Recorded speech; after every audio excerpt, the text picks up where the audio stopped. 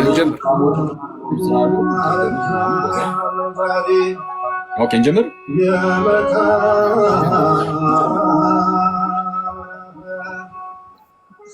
ማስታወቂያ ልናገር ነበር የገባሁት። አንተ ሰውዬ ፍቀድልኝ። እንትን ግን ኮመንቱም ዝግ ነው መሰለኝ፣ ወይ ደግሞ እስኪ እንትን አደርጋለሁ። እሺ ቴሌግራም ላይ ያላችሁ ሰዎች እሰየው። ቴሌግራም ላይ የሌላችሁ ሰዎች ሐዋርያዊ መልሶች የሚለው የኛን የቴሌግራም ቻናል ግሩፑን ሳይሆን ቻናሉን ተቀላቀሉና እዛው ላይ በፖል አስመርጣችኋለሁ። ቸው ነገር ነበረ። ቆይ በቃ እንደዛ አደርጋለሁ። አሁን ኮመንቱ ቢከፈትም ያን ያህል አይዘው ይችላል። ስለዛ ለፋው ማለት ነው። ዝም ብዬ ቁጭ ብዬ ከእናንተ ጋር እሺ። ስለዛ በቃሽ። ዝም ብላችሁ ወደ ትምህርታችሁ ግቡና አለሁኝ። እንግዲህ ስራ ላይ ነው፣ እመጣለሁ። ምን ርዕስ ላይ ነው የምትማማሩ ዛሬ? በቃ እሱን ተመሩና በቃ ጥንተ አብሶ ላይ ድቀተ ባሕሪ ላይ ምናምን እና ነገረ ሰብ ላይ ዛሬ ትንሽ የተወሰነ ነገር እንባባልና እና ደግሞ በተለይ የዩሊያኖስ እና የቅዱስ ሳዊሮስ ዘአንጾኪያን ክርክር በዛ ጊዜ በቀድሞው ቤተክርስቲያን የነበረውን የዩሊያኖስ እና የሳዊሮስ ዘአንጾኪያን ክርክር እሱን እንመለከትና በቤተክርስቲያን ደግሞ የትኛው ተቀባይነት እንዳለውና ጁሊያኒዝም ወይም ዩሊያኖሳዊነት ለምን ሰው ሊቀበለው የማይገባ ኑፋቄ እንደሆነ እሱን እንመለከታለን ማለት ነው። እና ከቤተክርስቲያን አባቶች ትምህርትም ዩሊያኖሳዊነት ወይም ጁሊያኒዝም ሄሬሲ እንደሆነ ኑፋቄ እንደሆነ እና ሰዎች ከዚህ ደግሞ ሊጠነቀቁ በጣም እንደሚገባ እሱን ነው የምናየው። ኦኬ አሪፍ። እሺ አለኝ በቃ አለው። ቀጥሉ፣ እመለሳለሁ አንዴ።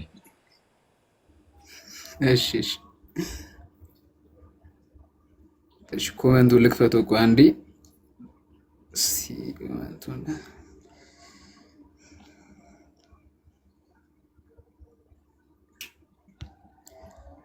ይሰማችኋል ድምጼ?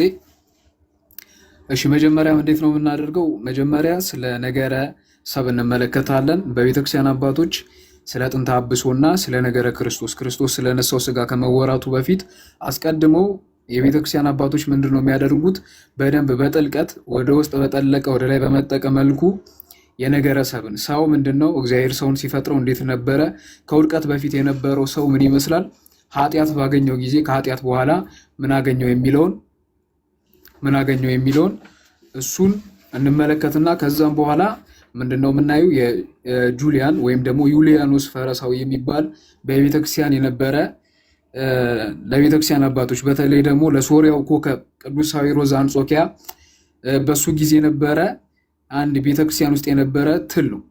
ከመናፍቃን የሚመደብ የጌታን አማናዊ ሰውነት በግማሹ የካደ ማለት ነው።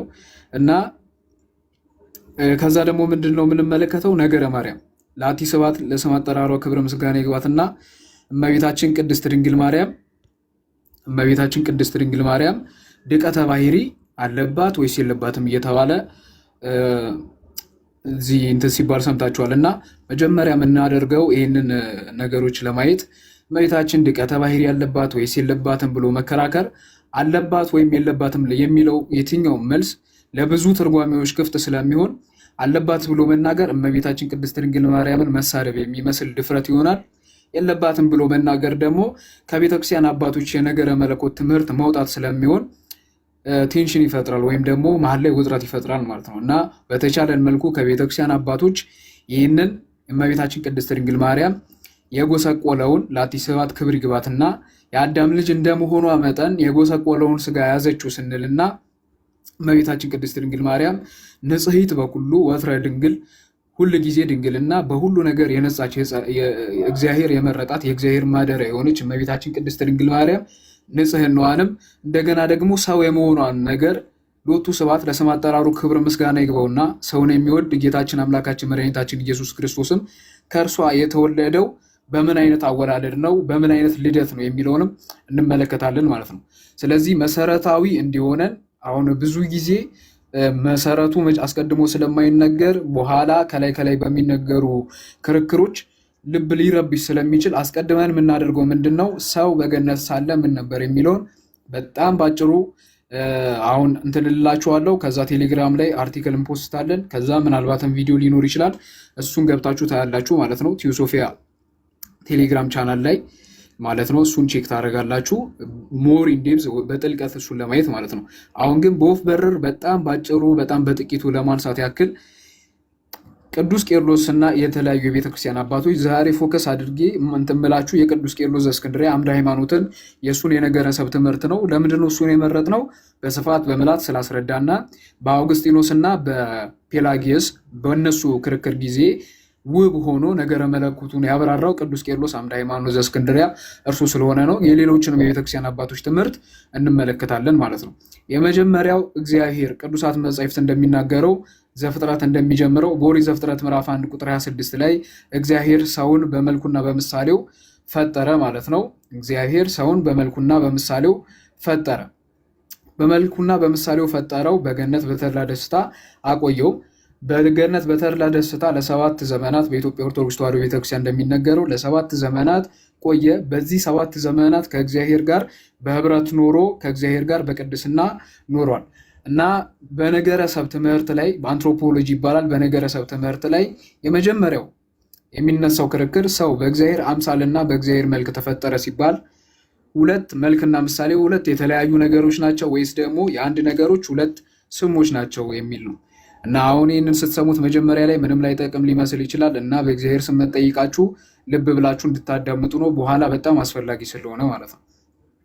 ስለዚህ ቅድም እንደነገርኳችሁ ክርክሩ የሰው ምሳሌና የሰው መልክ የሚለው የአንድ ነገር ሁለት መጠሪያ ስም ነው ወይስ ደግሞ ሁለት ራሳቸውን የቻሉ ህልውናዎች ናቸው የሚል በቤተክርስቲያን አባቶች የተለያየ ምልከት አለ። ቅዱስ ሄሬኔዎስ ዘኤዶምን ብንመለከት አንዳንድ ጊዜ ቅዱስ ሄሬኔዎስ ዘኤዶም የመናፍቃን መዶሻ ኖስቲሲዝምን ከቤተክርስቲያን ደምስሶ ያጠፋ ታላቅ የቤተክርስቲያን አባት ነው እና ይህ የቤተክርስቲያን አባት መልክና ምሳሌ የሚለውን እያቀያየረ ሊጠቀም ይችላል። አንዳንድ ጊዜ እያቀያየረ ሊጠቀም ይችላል።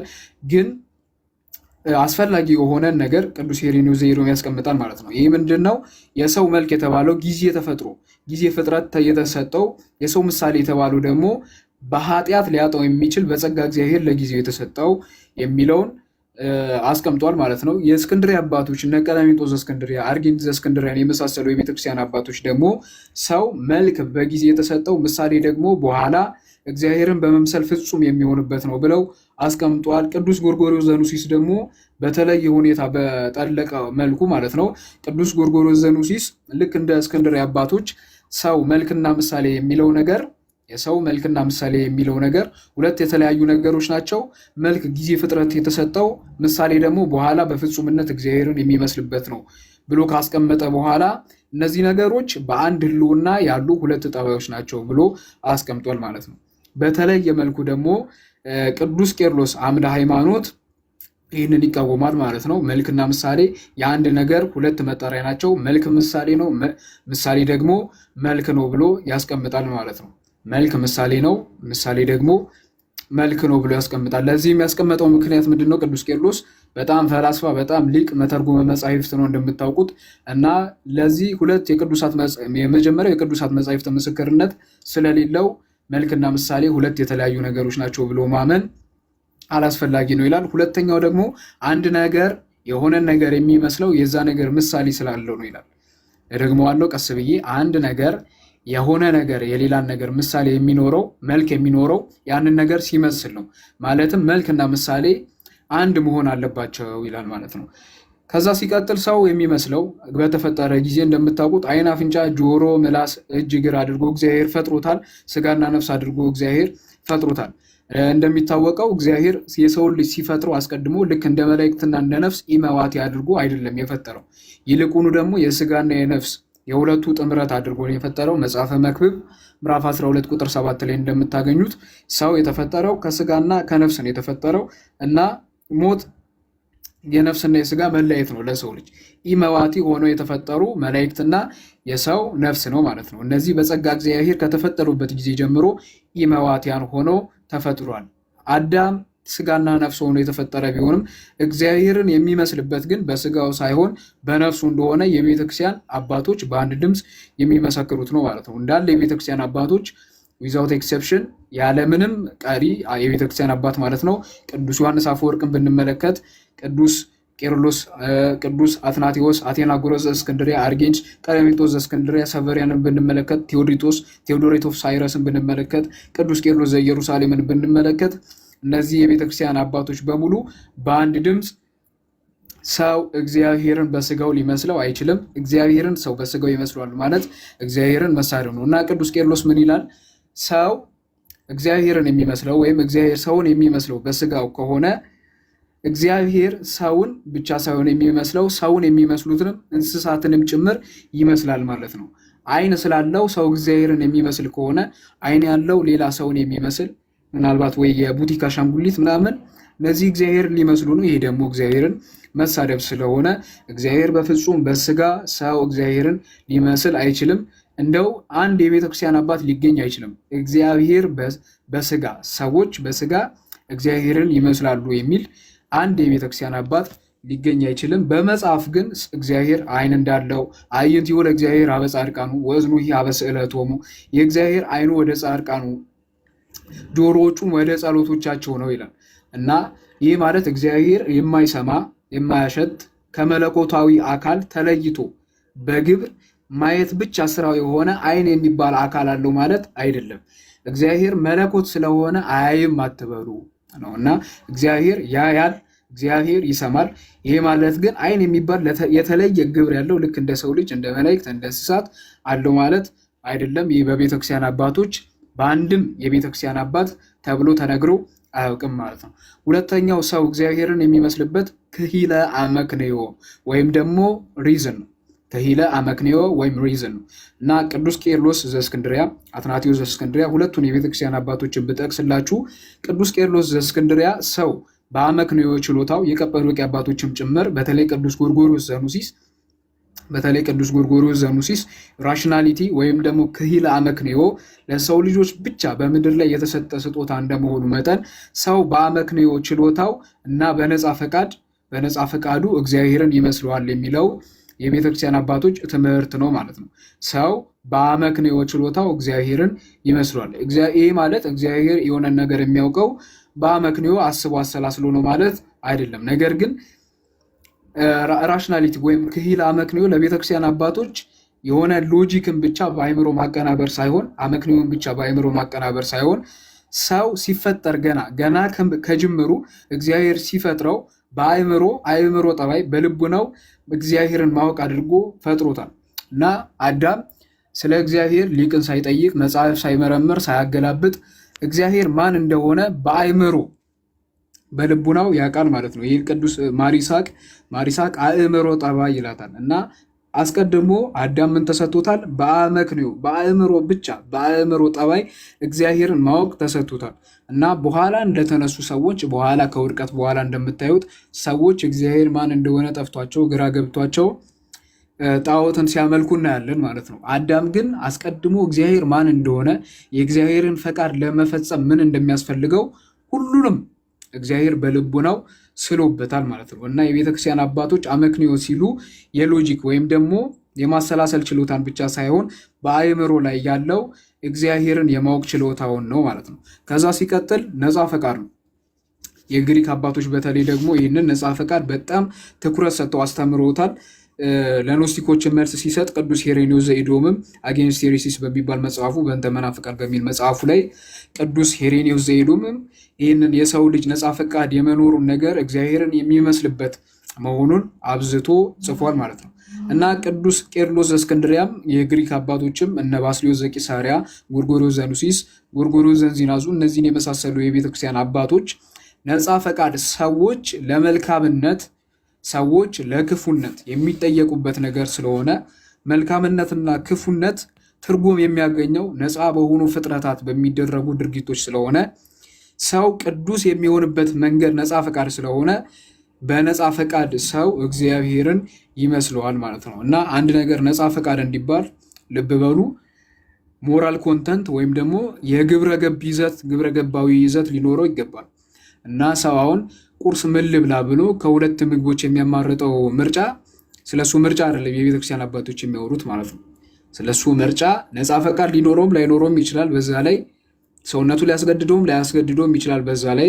ነገር ግን እየተባለ ያለው ግብረ ገባዊ ይዘት ወይም ሞራል ኮንተንት ያለው በመግደልና በማዳን በመጾምና ባለመጾም የእግዚአብሔርን ፈቃድና ሕግ በመፈጸምና ባለመፈጸም ሞራል ኮንተንት ባለው ላይ በሁለት ድርጊቶች ላይ የሚደረግን ምርጫ እንጂ ዝም ብሎ መደድ የሆነ በየእንትኑ ላይ ላለ ምርጫ በሙሉ በሱ ነፃ ፈቃድ እግዚአብሔርን ይመስለዋል ማለት አይደለም። ከዛ ሲቀጥል ስልጣን ወይም ዶሚኒየን የምንለው ነው።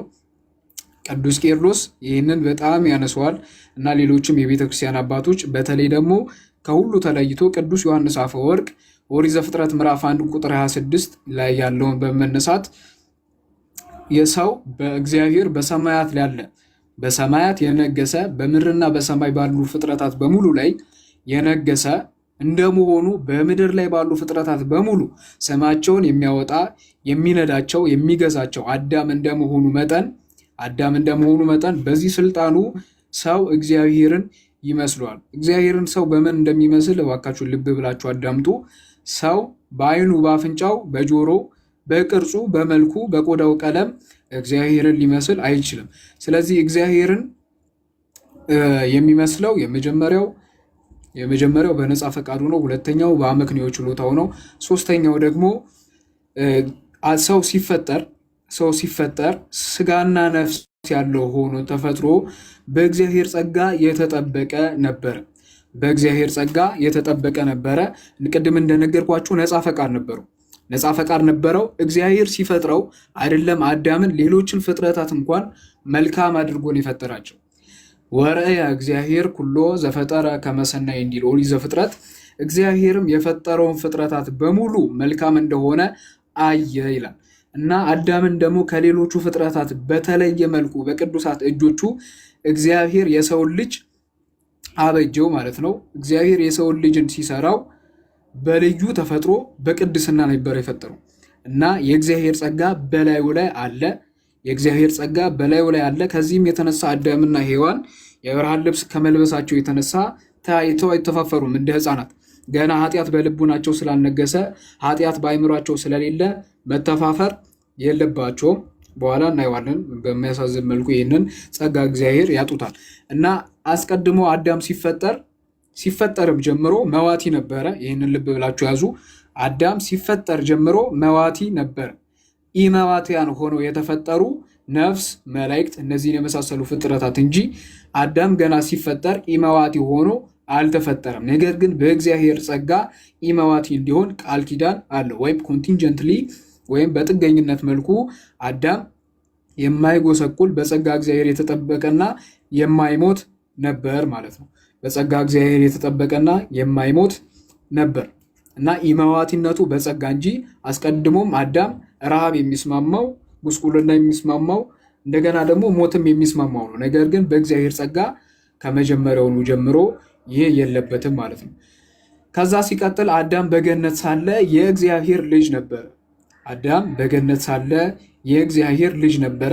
በሰማይ ላለው እግዚአብሔር በምድር የእግዚአብሔርን ንብረት በሙሉ የሚወርስ የሚያስተዳድር እና በመጽሐፍ አክሲማሮስም እንዳለው ከመላእክት ምንም እንኳን ሰውነቱ ያነሰ ቢሆንም ሕጹጽ ቢሆንም አጭር ቁመቱ ጠባብ ደረቱ ቢሆንም አዳም የእግዚአብሔር ልጅ ነበረ እና ከውድቀቱ በፊት እግዚአብሔር አዳም ልጁ ነበረ። አዳም ቅዱስ ነበረ። በክፉና በደግ መካከል ያለምንም ተጽዕኖ ስልጣን የነበረው መምረጥ የሚችል ነበር። ይልቁኑ ደግሞ ይላሉ ቅዱስ ቄርሎስ ዘእስክንድርያ ይልቁኑ ወደ መልካም ያዘነበለ ነበር። ከቅዱስነቱና ከጸጋ እግዚአብሔር ሙላቱ የተነሳ አዳም ወደ መልካም ነገር ያዘነበለ ነበር። ሌላኛው ደግሞ አዳም አለመሞት ይችል ነበር። ላለመሞት እግዚአብሔር ነፃ ፈቃድ ሰጥቶት ነበር።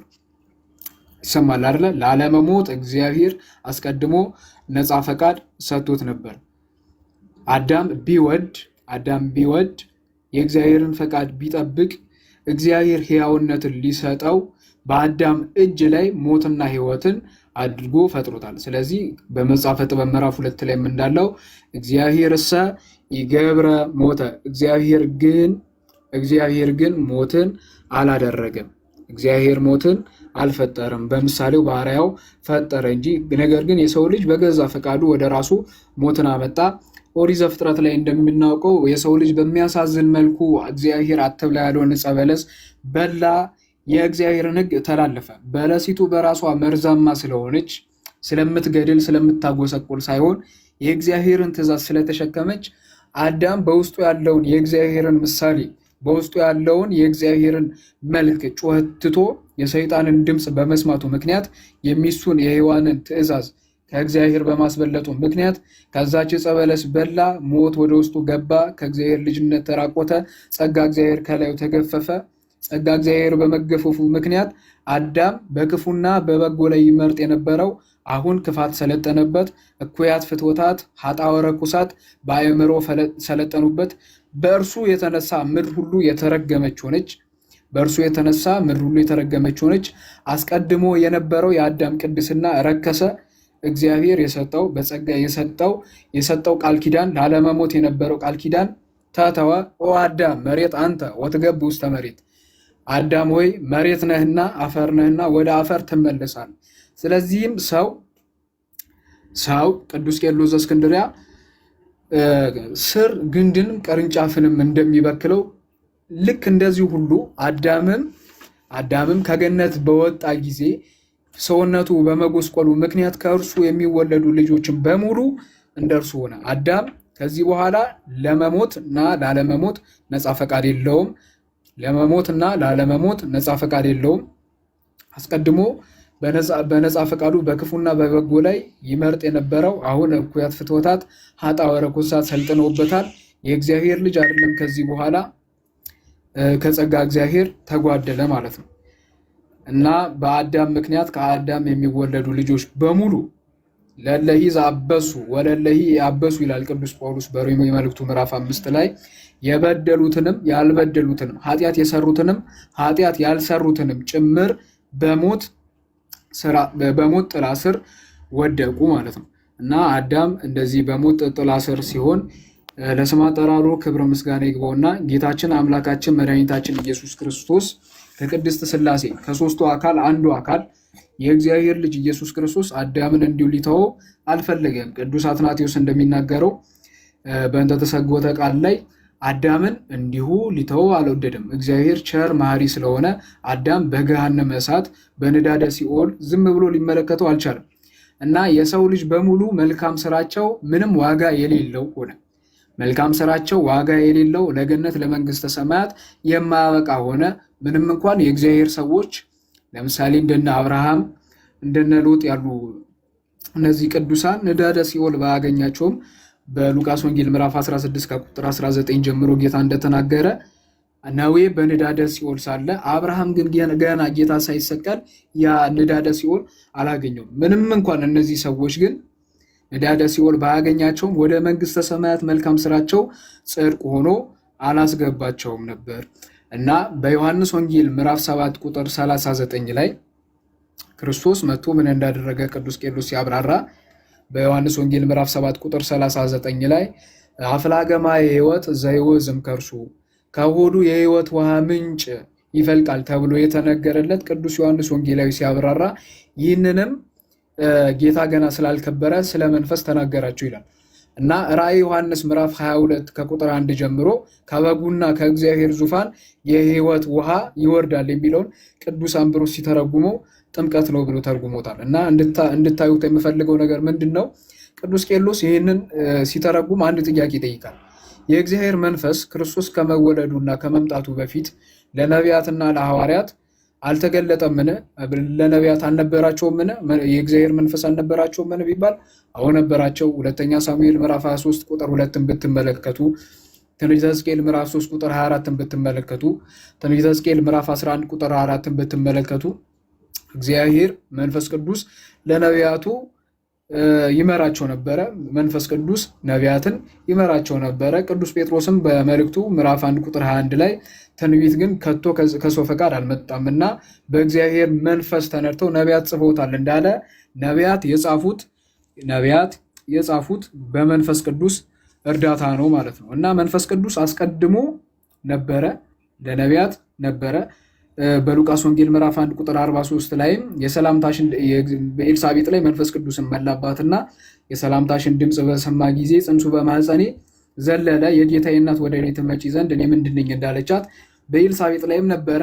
እመቤታችን ቅድስት ድንግል ማርያምንም መንፈስ ቅዱስ ይጸልልሻል ብሎ ተናግሯታል። እና መንፈስ ቅዱስ ለምንድን ነው አልወረደም ብሎ የተናገረው ዮሐንስ ወንጌላዊ? ጌታ ከመሰቀሉ በፊት ያልወረደው መንፈስ ቅዱስ ሳይሆን መንፈስ ቅዱስ በተለየ ግብሩ መገለጥ ነው። እና የሰው ልጅ ምንድን ነው ያጣው ሲባል ቅድስና ብቻ ሳይሆን ያጣው፣ ሞት ብቻ ሳይሆን ወደ ውስጡ የገባው፣ ምንም እንኳን መልካም ስራ ቢሰሩ መልካም ስራቸው በእግዚአብሔር ዘንድ ሞገስ ሆኖ ለመንግስተ ሰማያት አያበቃቸውም። መልካም ስራቸው ለመንግስተ ሰማያት አያበቃቸውም። የልጅነትን ጸጋ ተካፍለን በዛ በልጅነት ጸጋ በእግዚአብሔር ጸጋ መልካም ስራችን በእግዚአብሔር ዘንድ ሞገስ የሚኖረው ክርስቶስ ኢየሱስ የእግዚአብሔር ልጅ ወልድ ዋሕድ ኢየሱስ ክርስቶስ በመስቀል ላይ ከሞተ ብቻ ነው ማለት ነው። በመስቀል ላይ ከሞተ ብቻ ነው። ቅዱስ ቄርሎስ ስለ ኢየሱስ ክርስቶስ የተናገረውን በተለይ ደግሞ ኢየሱስ ክርስቶስ ምን አይነት ሰውነትን ነው የያዘው ከሚለው ጋር በተያያዘ የቤተክርስቲያን አባቶችን ምስክርነት እንመልከት። ከዚህ ጋር በተያያዘ አንድ ታሪክ ልንገራችሁ። በቤተክርስቲያን ታሪክ እንግዲህ በሶሪያው ኮከብ ቅዱስ ሳዊሮስ ዘአንጾኪያ እና ዩሊያኖስ የሚባል አንድ ኬልቄዶንን የሚቃወም ነገር ግን ለኦሪየንታል ኦርቶዶክሲ ለተዋህዶ አማኞች ነቀርሳ ትል ሆኖ የነበረ ዩሊያኖስ ፈረሳዊ የሚባል በሃይማኖተ አበውም በቅዱስ ሳዊሮስ ዘአንጾኪያ መልእክት ላይ ታገኙታላችሁ። ዩሊያኖስ ከሃዲ ነበረ። ዩሊያኖስ ቅዱስ ሳዊሮስ ዘአንጾኪያ አውግዞታል ማለት ነው። እና እነዚህ በሁለቱ መካከል ዲቤት ነበረ። ታሪኩን ትቼው በጣም ለማሳጠር ሌላ መርሃ ግብሮች ስላሉ ታሪኩን ትቼው በሁለቱ መካከል ክርክር ነበረ። ዩሊያኖስ ስለ ሳዊሮስ ዘአንጾኪያ መጽሐፍ ጽፎ ከቅዱስ ቄርሎስ ከራሱም ከቅዱስ ሳዊሮስ ዘአንጾኪያ ራሱ ጠቅሶ ኢየሱስ ክርስቶስ ሰውነቱ ያልጎሰቆለ፣ ሰውነቱ ሞት የማይስማማው፣ ሰውነቱ ጉስቁልና የማይስማማው፣ አዳም በገነት ሳለ የነበረውን ሰውነት ነበረው። የተቀበለው በአእምሮ ፈቃድ፣ መከራን የተቀበለው በአእምሮ ፈቃድ እንጂ በሰውነቱ ወይም በባህሪ ሰውነቱ አይደለም። ከዚህ የተነሳ ሰውነቱ ያልጎሰቆለ ነው የሚል ትምህርት ነበረው ማለት ነው። እና የመጀመሪያው ልንረዳው የሚገባው ነገር ጉስቁልና ማለት ምን ማለት ነው የሚለውን ሳዊሮስ ዘአንጾኪያም እንዳስቀመጠው የቤተክርስቲያን አባቶችም እንዳስቀመጡት መጎስቆል ማለት በኃጢአት አይደለም። ለስም አጠራሩ ክብር ምስጋና ይግባውና ጌታችን አምላካችን መድኃኒታችን ኢየሱስ ክርስቶስ በሰውነቱ ወይም በአእምሮ ፈጽሞ ነውር የሌለበት ፍጹም የእግዚአብሔር ልጅ፣ የእግዚአብሔር ፈቃድ ብቻ በአእምሮ ያለ ንጹህ ነው። በባህሪው ንጹህ ነው። በኃጢአት ሊወድቅ ፈጽሞ አይችልም። ኃጢአት ከባህሪው ጋር ነው የማይስማማው። እና መጎስቆል ማለት በኃጢአት መውደቅ ማለት ከሆነ መጎስቆል ማለት በአእምሮ ኃጢአት መሰልጠን፣ እኩያት ፍትወታት፣ ኃጣወ ረኩሳት በአእምሮ መኖር፣ በነፍስ ከእግዚአብሔር መለየት ከሆነ ጉስቁልና ለስም አጠራሩ ክብር ምስጋና ይግባውና ጌታችን ኢየሱስ ክርስቶስ እንደዚህ አይነቱ ጉስቁልና የለበትም። እና የዩሊያኖስን ፖይንቶች፣ ትምህርቶች አጠር አድርጌ ለማንሳት ያክል ዩሊያኖስ የመጀመሪያው ለክርስቶስ በጣም ልዩ ቦታ ከመስጠት የተነሳ ክርስቶስ መለኮትን ከመዋሃዱ የተነሳ ልብ በሉ፣ ክርስቶስ መለኮትን ከመዋሃዱ የተነሳ ሰውነቱ ፈንዳሜንታሊ ወይም በመሰረታዊነት ከኛ ሰውነት የተለየ ነው የሚል ነው። ከኛ ሰውነት የተለየ ነው የሚል ነው። እና ሰውነቱ መለኮትን ከመዋሃዱ የተነሳ የሚራበው ሰውነቱ አስገድዶት ወይም በምግብ እጦት ሰውነቱ ስለተራበ ሳይሆን በአእምሮ እስቲ ለሰው ልጆች ልራብ ብሎ ስለፈቀደ ነው የሚል አይነት ነበሩ። እና የሞተውም በአእምሮ ልሙት ብሎ ስለፈቀደ ነው እንጂ የሚሞት ስጋን አልያዘም፣ የሚራብን ስጋ አልያዘም የሚል ትምህርት ነበረው። እና የእሱ ሰውነት ልክ አዳም በገነት ሳለ የነበረውን ሰውነት እንጂ ከውድቀት በኋላ አዳም በድካም ጊዜ ከደከመ በኋላ ከወለዳቸው ልጆች ልክ ያንን አይነት ሰውነት የያዘ አይደለም የሚል ነው። እና የተቀበለው ሞትና መከራ አማናዊ እንደነበረ ያምናል። ኮንሰብስታንሻል እንደነበረ ያምናል። ማለትም ኢየሱስ ክርስቶስ ልክ እንደኛ ከኛ ጋር አንድ ባህሪ በሰውነቱ አንድ ባህሪ እንደሆነ ያምናል። ነገር ግን ደግሞ ስጋው ጉስቁልና ያልደረሰበት፣ ማለትም ጉስቁልና ያልደረሰበት ማለት በኃጢአት አይደለም። ልብ በሉ፣ በኃጢአት ከሆነ ማንም የትኛውም የቤተክርስቲያን አባት ይህንን የሚቃወም የለም።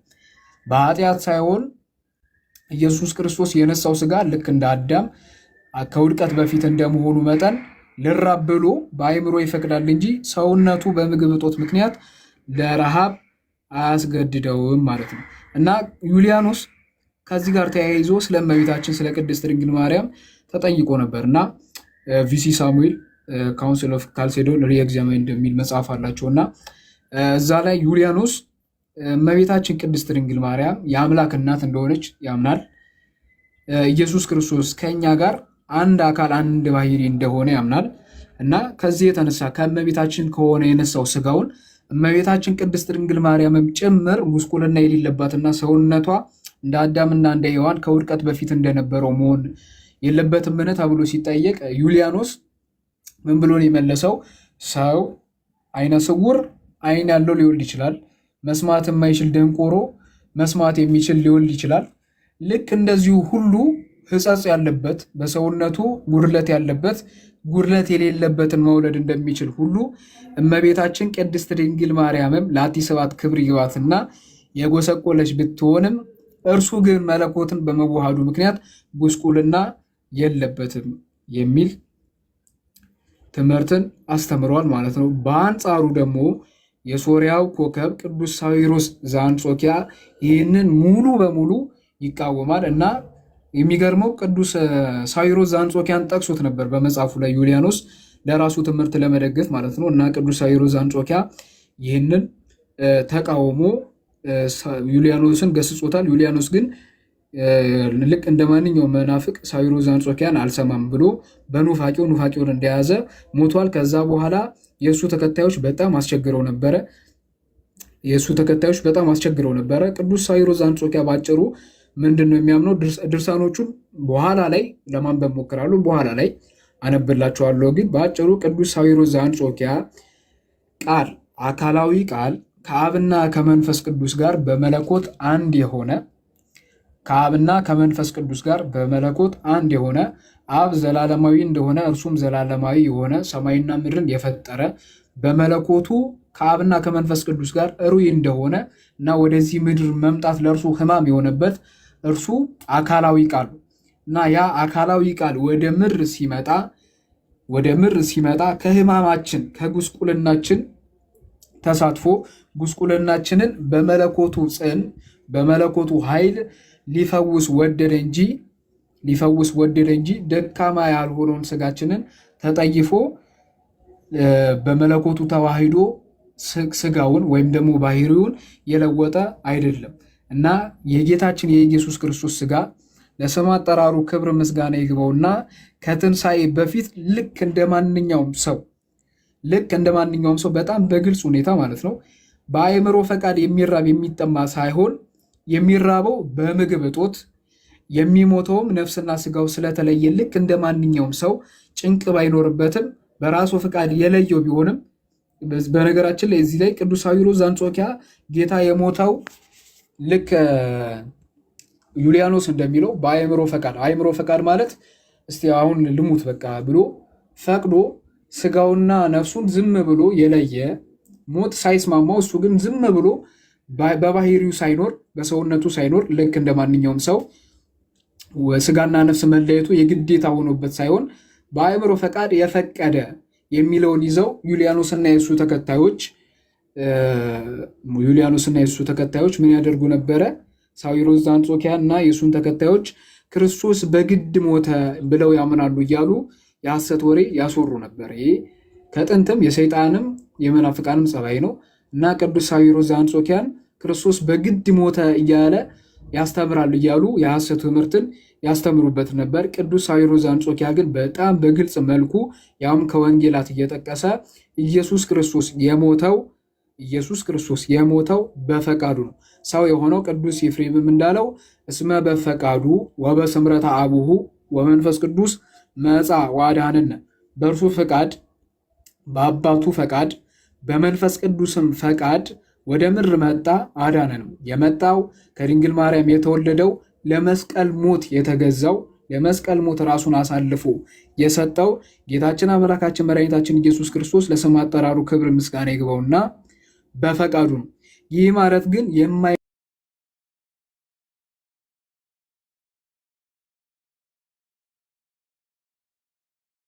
ለረሃብ የተገዛ ልክ እንደ ማንኛውም ሰው ለውላጤ የተገዛ እና የሚሞት ድካም ያለበትን የጎሰቆለውን ሰውነት የጎሰቆለ ማለት ከዚህ አንጻር ነው እንጂ ከኃጢአት አንጻር አይደለም። ስለዚህ እንደዚህ ማለት ከሆነ አንዳንድ ሰው እንዲህ ብሎ ሊጠይቅ ይችላል። ጉስቁልና የሚለው ቃል ትንሽ ለጆሮ ስለሚጸን ባንጠቀመውስ ብንተውስ የሚል ሰው ሊኖር ይችላል። እና ለዚህ ምንድን ነው መልሱ? እኛ በኦርቶዶክስ በተለይ ደግሞ በአፖስቶሊክ ቸርቾች በሐዋርያን አብያተ ክርስቲያናት ሐዋርያውያን በሚባሉ አብያተ ክርስቲያናት ውስጥ ነገረ መለኮታችን ዝም ብሎ ዝሩ በሆነ የቃላት ጨዋታና የመጽሐፍ ቅዱስ ትርጉም ብቻ ሳይሆን በቤተክርስቲያን አባቶች ሐሳብ ፍሮኒማም ጭምር የተቃኘ ስለሆነ የምንጠቀመውም ቃላት ጭምር ከቤተክርስቲያን አባቶች የሚመዘዝ ነው። በተለይ ደግሞ ለነገረ መለኮት በጣም አስፈላጊ ሲሆኑ ለምሳሌ ብንወስድ ቴዎቶኮስ የሚለውን እመቤታችን ቅድስት ድንግል ማርያም ወላዲተ አምላክ ናት የሚለው የቅዱስ ቄርሎስ ትምህርት አንድ ሰው እመቤታችን ቅድስት ድንግል ማርያም አካላዊ ቃልን በስጋ ስለወለደችው ወላዲተ ሰብ እንበላት ያስገኘችው ሰውን ስለሆነ መለኮት ከእርሷ ጊዜው ስላልጀመረ ቢል ሐሳቡ ልክ ቢሆንም ቃል አጠቃቀሙ ግን ከቤተክርስቲያን ህብረት የተለየ ስለሆነ ይህንን ቃል አጠቃቀም ጭምርም አንቀበሉም ማለት ነው። እና የቤተክርስቲያን አባቶቻችን ይህንን ጌታ የኛን ሕማም ነሳ የኛን ጉስቁልና ነሳ ለማለት ጉስቁልና የሚለውን ድቀተ ባህሪ የሚለውን ቃል መጠቀም ካላፈሩ እኛም አናፍርበትም። ከዚህ የተነሳ ድቀተ ባህሪ የሚለውን ከዚህ አንጻር እንመለከተዋለን ማለት ነው። ልብ ልትሉት የሚገባው ነገር ጌታችን አምላካችን መድኃኒታችን ኢየሱስ ክርስቶስ አዳም በገነት ሳለ ኢማዋቲ ነበረ። ለመሞትና ላለመሞት ስልጣን ነበረው። በኋላ ከእርሱ የሚወለዱ ልጆች ግን ከእርሱ በመወለዳቸው ምክንያት ይህ አዳም በገነት የነበረው ስልጣን ነፃ ፈቃድ በመሞት ላይ ባለመሞት ላይ የመምረጥ ስልጣን በመሞት ላይ የመምረጥ ስልጣን በሞት ላይ የነበራቸው ነፃ ፈቃድ በእነርሱ ላይ አልነበረም። የሚሞተው ይህንን ስጋ ነው የያዘው የሚለው የቤተክርስቲያን አባቶች ትምህርትም ጭምር ነው። ቅዱስ ሳዊሮስ ዘአንጾኪያ ብቻ አይደለም ማለት ነው። ከዚህ ውስጥ አሁን የቤተክርስቲያን አባቶችን ትምህርት ከውጪ ከሃይማኖተ አበውና በዚሁም ደግሞ በኢትዮጵያ ቤተክርስቲያን ከምንጠቀምባቸው ውስጥ ይሰማል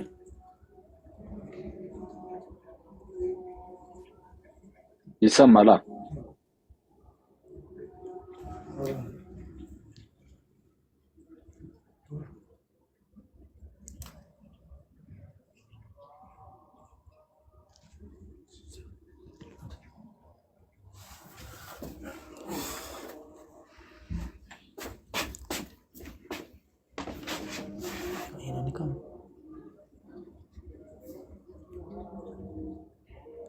ይሰማል ኦኬ።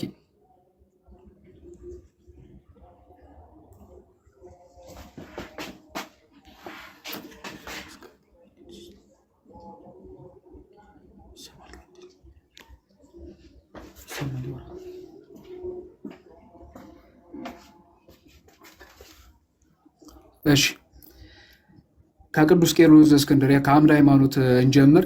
በሳዊሮስ ዘአንጾኪያ እና በዩሊያኖስ ጊዜ በቅዱስ ቄርሎስ ትምህርት በዮሐንስ አፈወርቅ በእነዚህ የቤተክርስቲያን አባቶች ጽሑፍ ክርክር ነበር እና ከቅዱስ ቄርሎስ የተወሰኑ እንትኖችን ላሳያችሁ ማለት ነው። ኦን ዘ ዩኒቲ ኦፍ ክራይስት ቅዱስ ቄርሎስ እንዲህ ይላል። በእንተ ተዋሕዶተ ክርስቶስ በእኛ ድርሳነ ቄርሎስ ተብሎ እንዲሁ ተተርጉሟል። በዚህም ምክንያት ይላል በእኛ መልክ ተገለጠ። በዚህም ምክንያት በእኛ መልክ ተገለጠ ማሳኒ የሆነንም ስጋ ኤቦዲ ሰብጀክት ቱ ኮራፕሽን ነው የሚለው። ማሳኒ ወይም ደግሞ ለጉስቁልና የተገዛን ስጋ የሆነንም ስጋ እንደ ባህሪው ስርዓት ነሳ ይላል። እንደ ባህሪው ስርዓት ከባህሪው ሳይለውጠው በዛው ባህሪ ስርዓት ነሳ። እርሱ ራሱ ከአብ ሕልውና ስለተወለደ ሕይወት ነውና የራሱን ገንዘብ ሕይወትን በስጋ ሊያኖርበት ስለወደደ ይላል። የራሱን ሕይወትነት ገንዘብ በስጋ ሊያኖርበት ስለወደደ ማሳኒ የሆነን ለጉስቁልና የተገዛን ሰውነት ነሳ እና አሁን የክርክሩ የቱ ጋር ነው የሚያወዛግበው? ክርስቶስ ሰው ሲሆን ምን ያክል ነው ስለኛ ራሱን ዝቅ ዝቅ ያደረገው የሚለው ላይ ለዩሊያኖስ ክርስቶስ ይህን ያክል ራሱን ዝቅ ዝቅ ማድረጉ በቃ ተገቢ ያልሆነ መስሎ ታየው። ልክ እንደ ሙስሊሞች ወይም ሌላ እግዚአብሔር እንዴት ሰው ይሆናል ብለው እንደሚሳለቁ አንዳንድ ሰዎች ማለት ነው። ዩሊያኖስም የክርስቶስ ይህን ያክል ሰው መሆን፣ ሰውን ወዶ ይህን ያክል ከጉስቁልናችን መሳተፍ እሱን የሚያራክሰው ስለመሰለው ከዚህ ለመጠበቅ ፈለገ። የቤተክርስቲያን አባቶች ግን ክርስቶስ ይህን ያክል ስለኛ ወርዶ ከጉስቁልናችን ከሕማማችን መሳተፉን በጣም ደስ እንደሚል ነገር ስለሆነ የሚያዩት የቤተክርስቲያን አባቶች ሲያፍሩ በግልጽ ነው የሚናገሩት። እና ቅዱስ ቄርሎስም አሁንም 126ኛው ላይ እንደገናም ይህንንም ስም ዳግማዊ አዳም የሚለው ማለት ነው የሚሰጠው በስጋ ከአዳም ተገኝቶ በምድር ላሉት ሁሉ ዳግማዊ ጥንት ሆኗቸው ባሕርየ ሰብን በራሱ ውስጥ በአዲስ ሕይወት በቅድስናና በኢማሳኒነት በትንሣኤ ኃይል ስለለወጠው ነው። ቅዱስ ሳዊሮስ ዘአንጾኪያ እንደሚለው ጌታ ኢማሳኒ የሆነው ኢመዋት የሆነው ኢንኮራፕተብል የሆነው ከጉስቁልና ውጭ የሆነው ከትንሣኤ በኋላ ነው፣ ልክ እንደ ማንኛውም ሰው። ቅዱስ ቄርሎስ ዘእስክንድርያ በተመሳሳይ መልኩ ልክ እንደዚሁ ይላል ማለት ነው። እና ቅዱስ ቄርሎስ ደግሞ በሃይማኖተ አበው ዘቄርሎስ ምዕራፍ 78 ክፍል 48 ቁጥር 23 ላይ እንዲህ ይላል ወደነሰ ንብር እስመ በአሊቦቱ ለአዳም ማሰነ ህላዌሁ ለእጓለ እመሕያው። እኛ ግን በአዳም ትእዛዝ ማፍረስ የሰው ባህሪ ተጎድቶ ነበርና በአዳም ትእዛዝ ማፍረስ የሰው ባህሪ ተጎድቶ ነበርና ወቀነየ አልባቢነ ነቀል ቃለ ፍትወት ዘስጋ ወበንተዝ ደለዎ ይኩን ቃለ እግዚአብሔር ሰባ ከመ ያድኅነነ ለእለ ህለዋን ዲበ ምድር ወይሬስ ስጋሁ ለሰብ ለዘኮነ ለሙስና። ተጎድቶ ነበርና በስጋም የሚሰራ የፈቲው ጾር በልቡናችን ሰልጥኖ ነበር።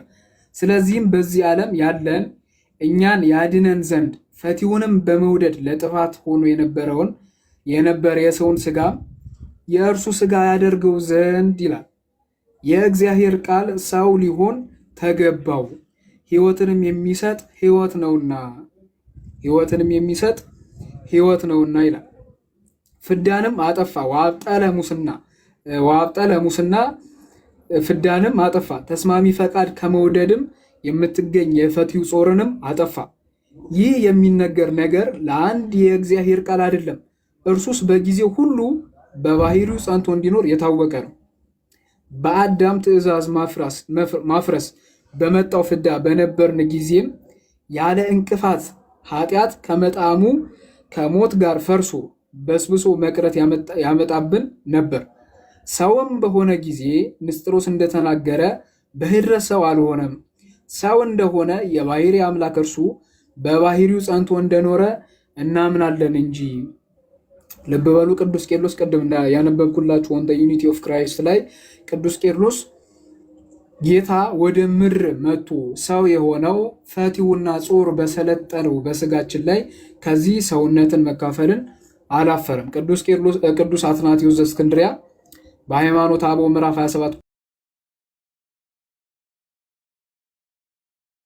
ዝንቱ ንታበል ከመ ንበል እስመ ሕማም ዘተወቅፎ ብካይ ወሞት ዘሥጋ ውእቱ እንተነሳ እምድንግል ይላል። ስለዚህም የተቀበለው ለቅሶ፣ ሕማም፣ ሞት ከድንግል የነሳው የሥጋ ገንዘብ ነው እንል ዘንድ እንወዳለን። ሞት፣ ሕማም፣ ለቅሶ ከድንግል የነሳው ሥጋ ገንዘብ ነው። ከዚህ በላይ ግልጽ ሊሆን አይችልም። ቅዱስ ሳዊሮስ ዘአንጾኪያም በሃይማኖተ አበው ወካይበ ይቤ ይጸብኦ ለጸላይ በኃይለ መለኮቱ አላ ምኦ በስጋም ዘይሐምም ወይመውት ከመ በዝንቱ ስጋ ኢይብአ ኃጢአት ቦአ ላዕለ ኩሉ ወበዝንቱ ስጋ ተመስወ ርኩሰተ ኃጢአት ወዝንቱ ስጋ ሞአ ለመልአከ ኃጢአት ይላል። ዳግመኛም በመለኮቱ ኃይል ዲያብሎስን አልተዋጋውም፣ በጽና ኃይለ መለኮቱ አይደለም ዲያብሎስን የተዋጋው ይልና ቅዱስ ሳዊሮስ ዘአንጾኪያ በሚታመም በሚሞት ስጋ ድል አደረገው እንጂ። ዳግመኛም በዚህ ስጋ ወደዚህ ዓለም እንዳይመጣ በኃጢአት ምክንያት በሁሉ ላይ ሞት ተፈርዷልና በዚህም ስጋ የኃጢአት ፍዳ ጠፋ። ይህ ስጋም ኃጢአትን ያለማ ዲያብሎስን ድል ነሳው አለ። ቅዱስ ሳዊሮስ ዘአንጾኪያ በሃይማኖተ አበው ቅዱስ ሳዊሮስ ዘአንጾኪያ በሃይማኖተ አበው ለዩልያኖስ በላከው መልእክቱ ማለት ነው። ከዛ ሲቀጥል ቅዱስ ጎርጎርዮስ ዘኑሲስ እንዲህ ይላል። በሃይማኖተ አበው ቅዱስ ጎርጎርዮስ ዘኑሲስ ምዕራፍ 66 ቁጥር 18 ላይ ወተስጉት ውሂ ምስጢር ዘኢይትረከብ ወኢይትነገር ትስጉት እሙን ዋቆ ምታት አላ ፈጠረ ሎቱ ስጋ ዘይትኤረይ ምስሌነ በተወክፎ ሕማማት ረሃብ ወፅብ ወድካም በፈቃዱ ወበስምረተ አቡሁ ወመንፈስ ቅዱስ በከመ ስማ ኮኑ ወንጌላውያን። ሰው መሆኑ እውነተኛ የማይመረመር የማይነገር ምስጢር ነው። ሰው መሆኑም እውነተኛ እንጂ ምታት አይደለም። መከራን፣ ረሃብን፣ ጽምን፣ ድካምን በመቀበል ከእኛ ጋር አንድ የሚሆን ስጋን በፈቃዱ በአባቱ በመንፈስ ቅዱስ ስም ፈቃድ ፈጥሮ ተዋህደ እንጂ ወንጌላውያን እንደመሰከሩ ይላል። ከዛ ሲቀጥል ቅዱስ ዮሐንስ አፈወርቅ ደግሞ በጣም ግልጽ በሆነና የሰውን ልብ በሚማርክ መልኩ ቅዱስ ዮሐንስ አፈወርቅ በሃይማኖተ አበው ላይ እንዲህ ይላል። በሃይማኖተ አበው ዘቅዱስ ዮሐንስ አፈወርቅ ምዕራፍ 63 ከቁጥር 1 ጀምሮ እንዲህ ይላል። ወካዕበ ይቤ ዝንቱ አብ ቅዱስ ዮሐንስ አፈወርቅ ሊቀ ጳጳሳት ዘቁስጥንጥንያ። ይህም ዳግመኛም ይህ የቁስጥንጥንያ ሊቀ ጳጳሳት የከበረ አባት ዮሐንስ አፈወርቅ የተመሰገነ ሐዋርያ ጳውሎስ ወደ ዕብራውያን የጻፈውን መልእክት በተረጎመበት አንቀጽ እንዲህ አለ። ይኸውም ከትርጓሜው 7ኛው አንቀጽ ነው። የተዋህደውን ሥጋ ከመላእክት ባህሪ የነሳው አይደለም፣ ከአብርሃም ባህሪ ነሳው እንጂ። ለዚህ ታላቅ ፍቅር አንክሮ ይገባል። ከእግዚአብሔር ዘንድ ለሰው ወገን ለተደረገ ለማይመረመር ለዚህ ፍቅር አንክሮ ይገባል። ይህ ለመላእክት ያላደረገው ነው ይልና ለቡ ዘተብህለ ወይ ታህሊ ከመንስቲት ክብር ኢቲ ዘነሳ እግዚአብሔር እምኔነ እስመ ኢወሃበ ዘንተ ለመላእክት ወይ ህላዌ መላእክት አንተ ተወክፈቱ አላህ ህላዌ ዚአነ አላህ ህላዌ ዚአነ። ትርጉሙ ምንድን ነው? የተነገረውን አስተውል። እግዚአብሔር ከኛ ባህሪ የተዋህደው ተዋህዶ ጥቂት ክብር አይምሰልህ። ይህንን ለመላእክት አላደረገውምና የመላእክት ባህሪውም አልተዋህደችውምና የተዋሃደችው የኛ ባህሪ ናት እንጂ ባህሪያችንን ተዋህዷል እንጂ ከባህሪያችን ከፍሎ ተዋሃደ ለምን አላለም ይላል። ከዛ ልብ በሉ ወዳጁ እንደኮበለለ እስኪያገኘውም ድረስ እንደሄደና እንዳገኘው ሰው የእኛ ባህሪ እንደዚህ ከእግዚአብሔር ተለይታ ነበርና። የማን ባህሪ? የእኛ ባህሪ ከእግዚአብሔር ተለይታ ነበርና ከእርሱም ፈጽማ ርቃ ነበርና ስጋ በመሆን ገንዘብ እስኪያደርጋት ደርሶ ፈጥኖ ፈለጋት። ከእግዚአብሔር የኮበለለችውን ያቺን ባህሪ ከእግዚአብሔር የጠፋችውን ያቺን ባህሪ ፈልጎ ፈጥኖ ፈለጋት። እሷም ተዋህደችው ይላል። የተዋሃደው ያቺ የወደቀችው ያቺ ከእግዚአብሔር ኮብልላ የነበረችው ራሷ ባህሪ ናት። እርሷም ተዋህደችው። ይህንንም ተዋሂዶን እኛን በመውደድ እንዳደረገው የታወቀ ነው። ለማይደፈር ለዚህ ድንቅ ምስጢር አንክሮ ይገባል። እንደ ዩልያኖስ ወይም እንደ ሙስሊሞች ወይም ደግሞ ዩልያኖስን እንደሚከተሉ ሰዎች የቤተ ክርስቲያን አባቶች ክርስቶስ የእኛን የወደቀውን ባህሪ ክርስቶስ የእግዚአብሔር ልጅ የእግዚአብሔር ቃል የእኛን የታመመውን የጎሰቆለውን ሰውነት ባህሪ በመንሳቱ የሚሸማቀቁ ሳይሆን ይህ ምስጢር እንዴት ያለ ከፍ ያለ የረቀቀ አንክሮ የሚገባው ምስጢር ነው እያሉ ይመሰጡበታል እንጂ አያፍሩበትም። እና ክርስቶስን የጎሰቆለ ስጋ ነሳ ማለት በኃጢአት ነሳ ኃጢአተኛ የሆነውን ስጋ ነሳ ማለት ሳይሆን፣ ማለትም አውግስጢኖስ እንደሚለው ሰው ሲወለድ አደፍ ጉድፍ ያለበት ሰው ሲወለድ ኃጢአት ይዞ የሚወለድ ከመሆኑ የተነሳ ሰው በባህሪው ኃጢአተኛ ሆነ የሚሉ ስላሉ እንደ አንድ አውግስጢኖስ እኛ ማንኛውም ሰው ሲወለድ ኃጢአትን ይዞ ይወለዳል ብለን አናምንም። ነገር ግን ያቺ የወደቀችው ከእግዚአብሔር ፈቃድ ተለይቶ የነበረውን ሞት የተፈረደበትን ራሱን ስጋ ተዋሃደ። ያን ስጋ ተዋህዶ ግን የእግዚአብሔር ቃል እዛው አላስቀረው፣ አንክሮ ይገባል ይለና ከእግዚአብሔር ጋር በመተካከል የሚኖር ስጋ ነው። መላእክትና የመላእክት አለቆች ሱራፌልና ኪሩቤል የሚሰግዱለት ሥጋ ከእኛ ባህሪ ይገኝ ዘንድ ከዚህ የሚበልጥ አንድነት አለን ይላል ዮሐንስ አፈወርቅ። የእግዚአብሔር ቃል ወደ ምድር መጥቶ ከእመቤታችን ከቅድስት ድንግል ማርያም የታመመውን የወደቀውን የጎሰቆለውን ሥጋችንን በኃጢአት አይደለ ከእግዚአብሔር በመውደቁ መልካም ስራው ምንም ጥቅም የሌለው የሆነውን ያንን ራሱን ባህሪ ሲዋሃድ አላፈረብንም።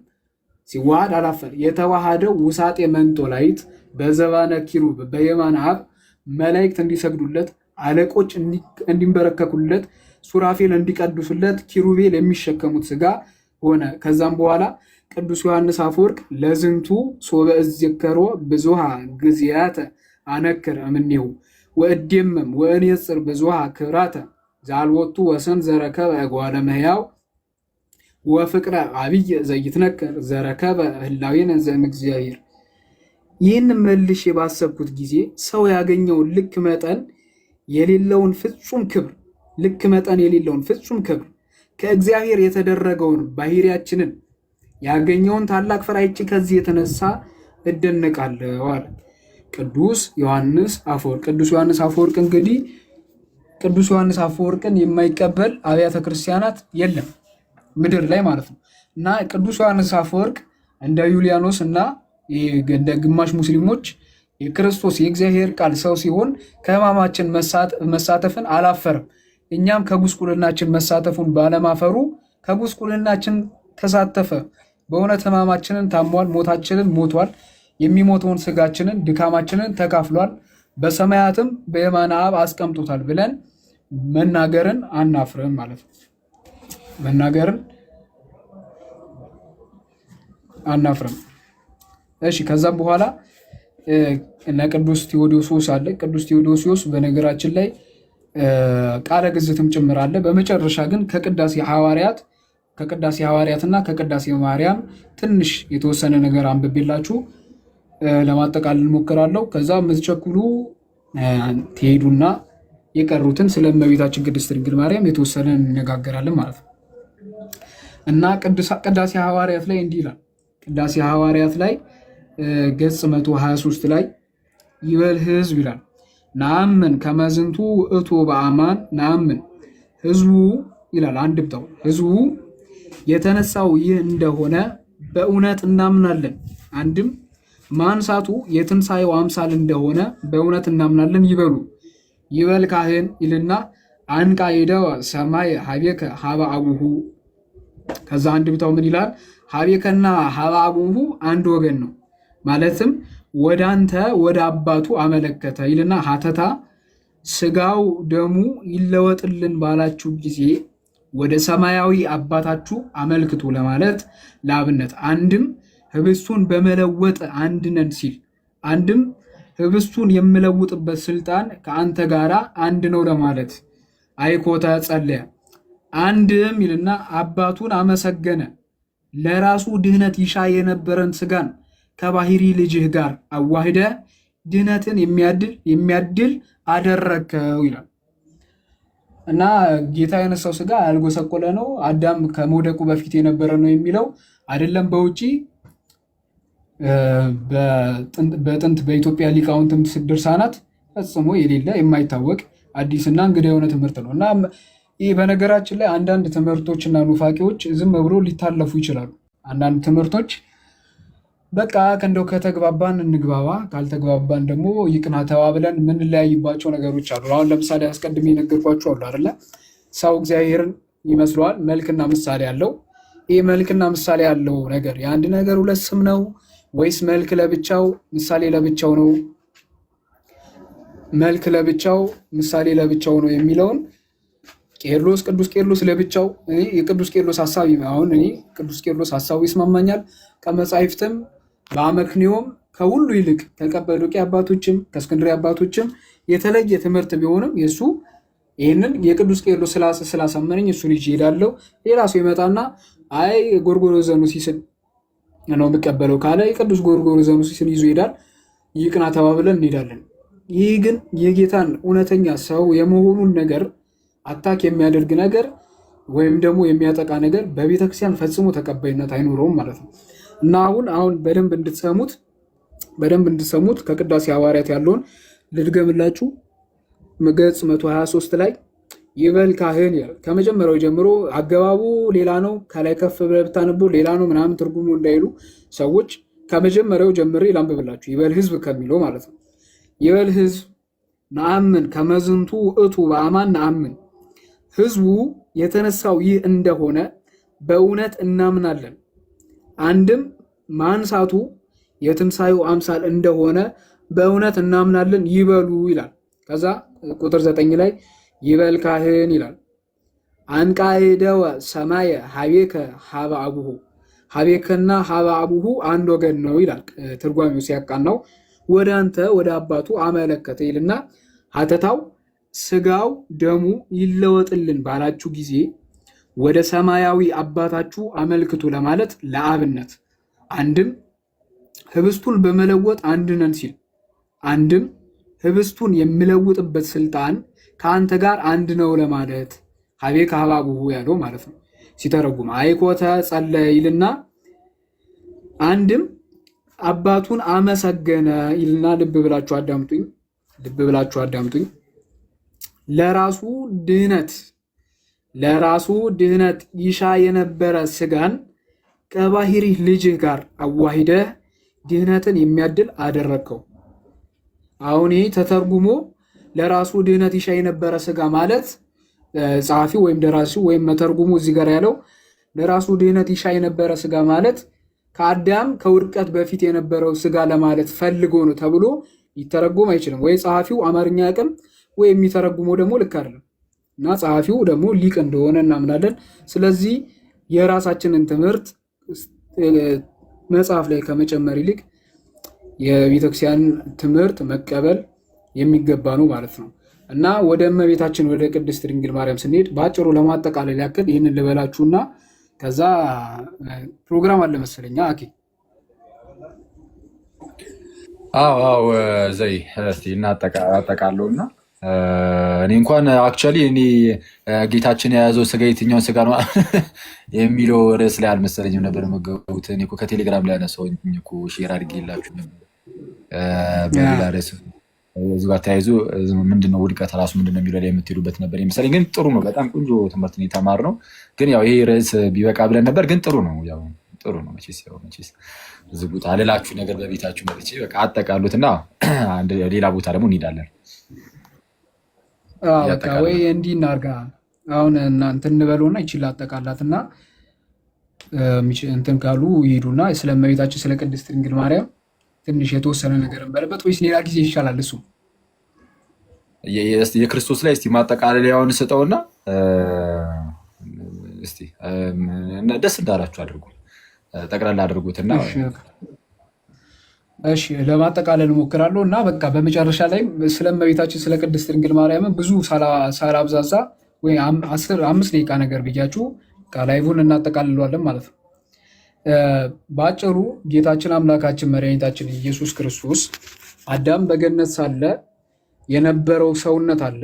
ከአዳም የእግዚአብሔርን ሕግ ካፈረሰ በኋላ ቅድስናውን አጣ፣ በጸጋ እግዚአብሔር ተራቆተ፣ ኃጢአት በአእምሮ ላይ የሚሰለጥንበት ደካማ ፍጥረት ሆነ እና በመሞትና ባለመሞት ይመርጥ የነበረው በመሞትና ባለመሞት ላይ ነፃ ፈቃድ የነበረው ላለመሞት ስልጣን የነበረው አዳም ከዚህ በኋላ በግዱ ይሞታል። ከዚህ በኋላ መሬት ስለሆነ ወደ መሬት ይመለሳል። ከዚህ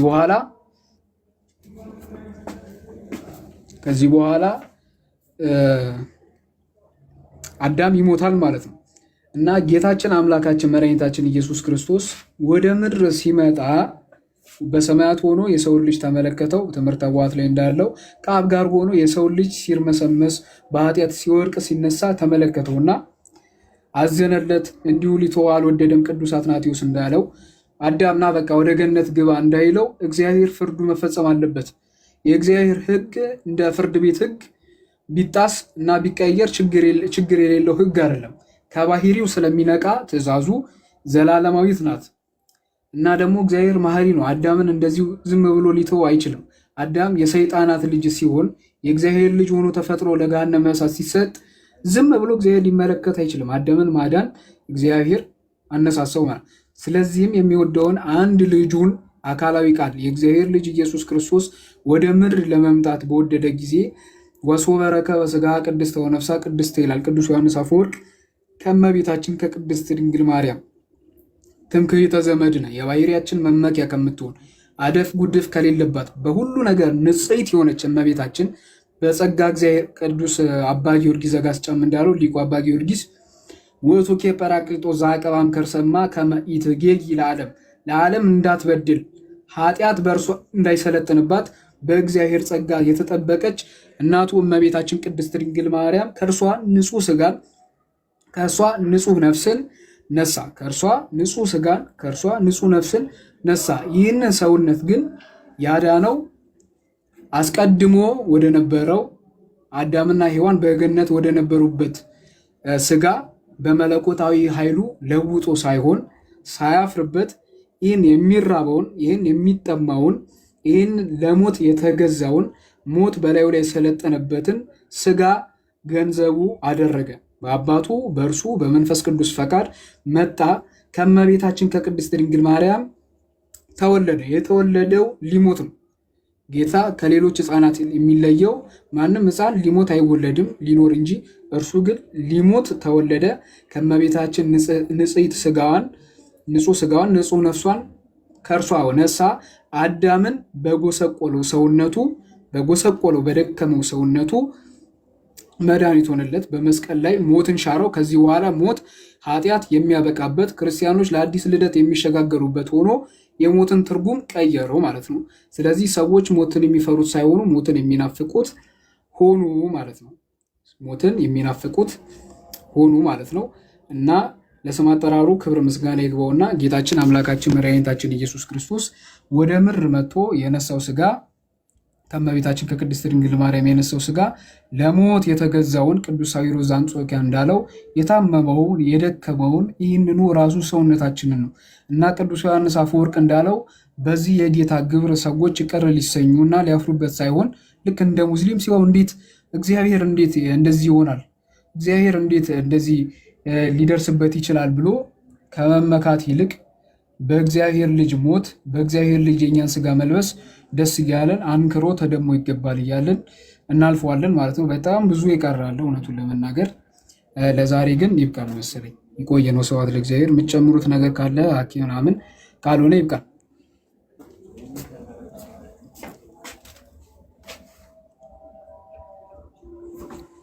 ኧረ እኔማ ምን እጨምራለሁ? ሲጀመር እዚህ ርዕስ ላይ ፈትቻለሁ እኮ እዚህ ርዕስ ላይ ጭራሽ እንትን ማለም እያለሁ አንተ ባጨምር ይሻላል። አንተ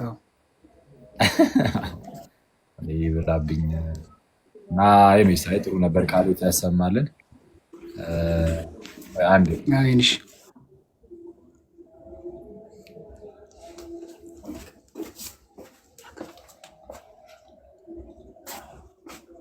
ይሰማል ድምጼ? የተወሰነ ነገር የረሱት ነገር አለ። አንዳንድ የሚነሳ ጥያቄ አለ። ሁለት ጥያቄዎች ይነሳሉ። ትንሽ ነገር ብቻ ለማለት ልሞክር።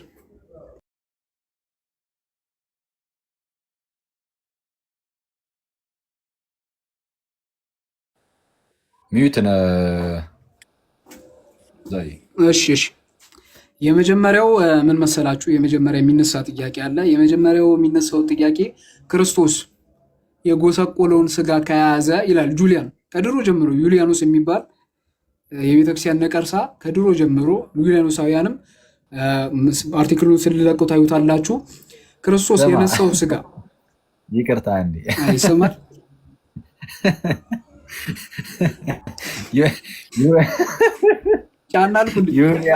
ስማ ዩሊያኖስን የቤተ ክርስቲያን ነቀርሳ ስጥ ምን ነው ቅድም ትል ምና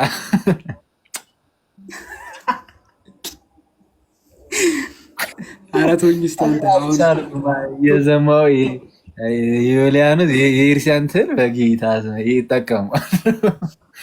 ለመናፍቃን ማለት ለመናፍቃን መጠቀም አለብን። ያበደ እሺ፣ ስለነቀርሰው ቀጥታ እሺ። እና ምን መሰላችሁ ዩሊያኖስ ምን ይላል?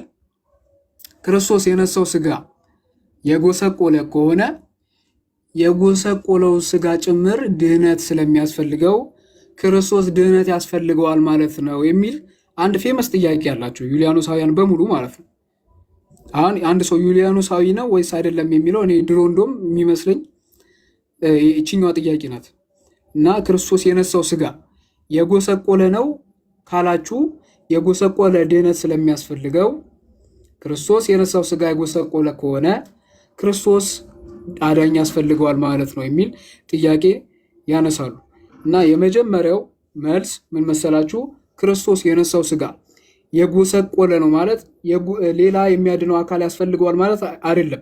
የቤተክርስቲያን አባቶች እንደዛ ላሉ፣ በተለይ ደግሞ ኢትዮጵያውያን እኛ እንደዚህ አንልም። ዘወትር በምንደግመው ውዳሴ ማርያም ዘዓርብ ላይ ዘዚአነ ሞተ ነሳ ወንቲአሁ ሕይወተ ወሀበነ ቅዱስ ኤፍሬም የእኛን ሞት ነሳ የእርሱን ሕይወት ሰጠን ይላል። የእኛን ሞት ስለነሳ ቅዱስ ኤፍሬም ሱሪያዊ የእኛን ሞት ሲነሳ ለእሱ የሚያድነው ከሞት የሚያድነው ሌላ አካል ያስፈልጓል እያለ በፍጹም አይደለም። የእኛን ሞት ስለነሳ ሌላ ከሞት የሚያድነው አካል ያስፈልጓል ማለት እንዳልሆነ የእኛን ጉስቁልና ስለነሳ በጽና ኃይለ መለኮቱ ይፈውሷል እንጂ ከጉስቁልና ሌላ የሚያድነው ያስፈልጓል ማለት አይደለም። ይህ ዩሊያኖስና ተከታዮቹ ቁጭ ብለው ሲደብራቸው የፈጠሩት ጥያቄ ነው ማለት ነው። ሌላ ከቅዳሴ ማርያም ጋር ተያይዞ የሚነሳ አለ። ከቅዳሴ ማርያም ደግሞ ላንብብላችሁ፣ ቅድም አነበዋለሁ ብዬ ረስቶታል። እንዲህ ይላል፣ ቀኙን መርገም ያልወደቀበት፣ ልብ ብላችሁ ስሙ፣ ቀኙን መርገም ያልወደቀበት 7ቱን ዘመን በገነት የነበረ የአዳምን ስጋ አደረገ ይላል። ይህስ አይደለም ይላል ቅዳሴ ማርያም ተርጓሚው። ይህስ አይደለም ማለት 7ቱ ዘመን በገነት የነበረ የአዳምን ስጋ አደረገ የሚለው አይደለም። ሊቁ ለብሰ ለዛ አበሰ ይለዋል። ሊቁ ምን ይለዋል? ለብሰ ለዛ አበሰ። ለብሰ ማለት ለበሰ፣ ነሳ፣ ወሰደ ማለት ነው። ለዛ አበሰ ማለት የበደለውን እርሱን ለበሰው ይላል። እና እኛ በጌታ የእኛን ሕማሙን በመከፈል ጉስቁልናውን በመካፈሉ እኛ አናፍርበትም። ይልቁኑ ደግሞ ቅድም እንዳልኳችሁ እንደ ዮሐንስ አፈወርቅ እንደ ቄርሎስ ደስ ብሎ ለዚህ ነገር አንክሮተ ደግሞ ይገባል ብለን እናልፈዋለን ማለት ነው። ሌላ ትንሽ ነገር ልበላችሁ መሰለኝ፣ በጣም እንትን አለኝና ትንሽ ነገር ልበላችሁና የመጨረሻችን ይሆናል ማለት ነው። ብዙ ደቂቃ አልወስድም፣ 3 ደቂቃ ብቻ ትሰጡኛላችሁ። ስለ እመቤታችን ስለ ቅድስት ድንግል ማርያም በቤተክርስቲያን አባቶችና በእኛ በሊቃውንት በተለይ ደግሞ ቅዱስ ያሬድ ስለ እመቤታችን ስለ ቅድስት ድንግል ማርያም የተናገሩትን እንደገና ደግሞ በብራና ያለ የቅዱስ አብሮኮሮስ እንግዲህ የዮሐንስ ወንጌላዊ ደቀ መዝሙር እንደሆነ ነው የሚናገረው። ስለ እመቤታችን ቅድስት ድንግል ማርያም የተናገሩትን እናያለን ማለት ነው። የመጀመሪያው እመቤታችን ቅድስት ድንግል ማርያም ልብ እንድትሉ የሚገባው እመቤታችን ቅድስት ድንግል ማርያም ንጽሕት በኩሉ በሁሉ ነገር ንጽሕት የሆነች ከስነ ፍጥረት ወደር የሌላት ከስነ ፍጥረት ማንም ከእመቤታችን ሊደርስ የሚችል ማንም ስነ ፍጥረት የለም። አንዳንድ ሰዎች እመቤታችን ቅድስት ድንግል ማርያም ዳግሚት ሔዋን የተባለችበት ምክንያት ይላሉ።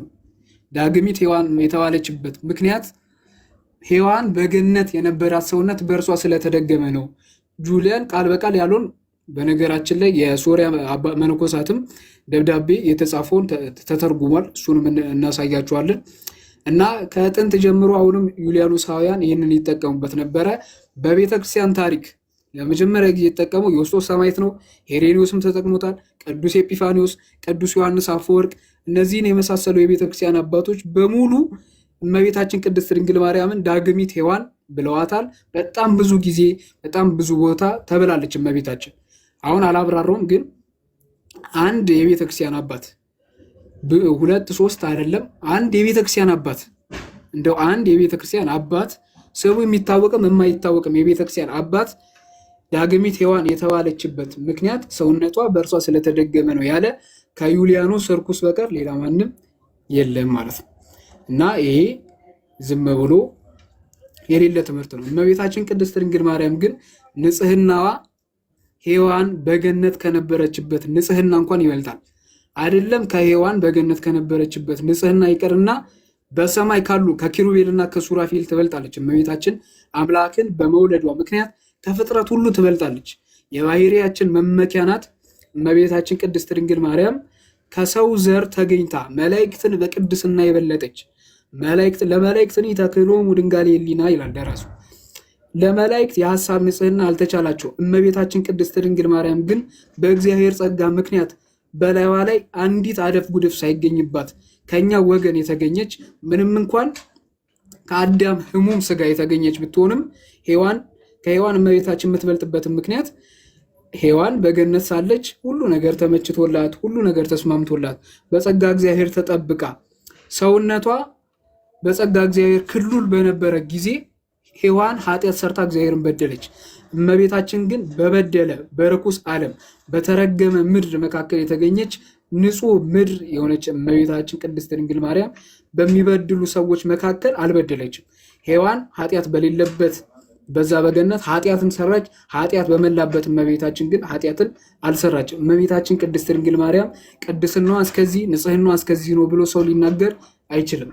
ሰው እግዚአብሔር ለሰው ያደረገውን ነገር የሚያየው በእመቤታችን በኩል ነው እና ቅዱስ ጎርጎርዮስ ዘኑሲስ፣ ቅዱስ ኤፍሬም ሶርያዊ፣ ቅዱስ ሄሬኒዮስ ዘኤዶም ሌሎችም አባቶች እንደሚናገሩት እመቤታችን ቅድስት ድንግል ማርያም ርሥዓተ ሰብ ልማደ አንስት የሰው ጉስቁልና ማለትም በኃጢአት ምክንያት በሴቶች ላይ የሚደርሰው ሕማመ ወሊድ እንደዚህ ያለው ነገር እመቤታችን ላይ ከቶ አልደረሰባትም።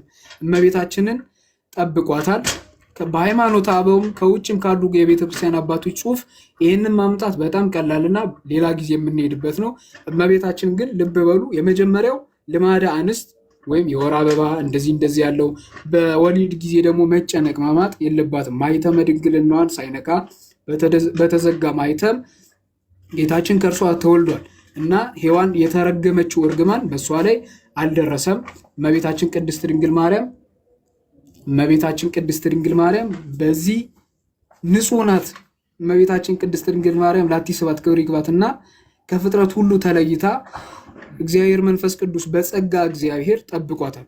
ኃጢአት እንዳትሰራ ጠብቋታል። አሁን ኃጢአት እንዳትሰራ ጠብቋታል ማለት ለአብራራው ዛሬ ጊዜ ስለሌለ ብዙ ነገር ማርያም አናወራም።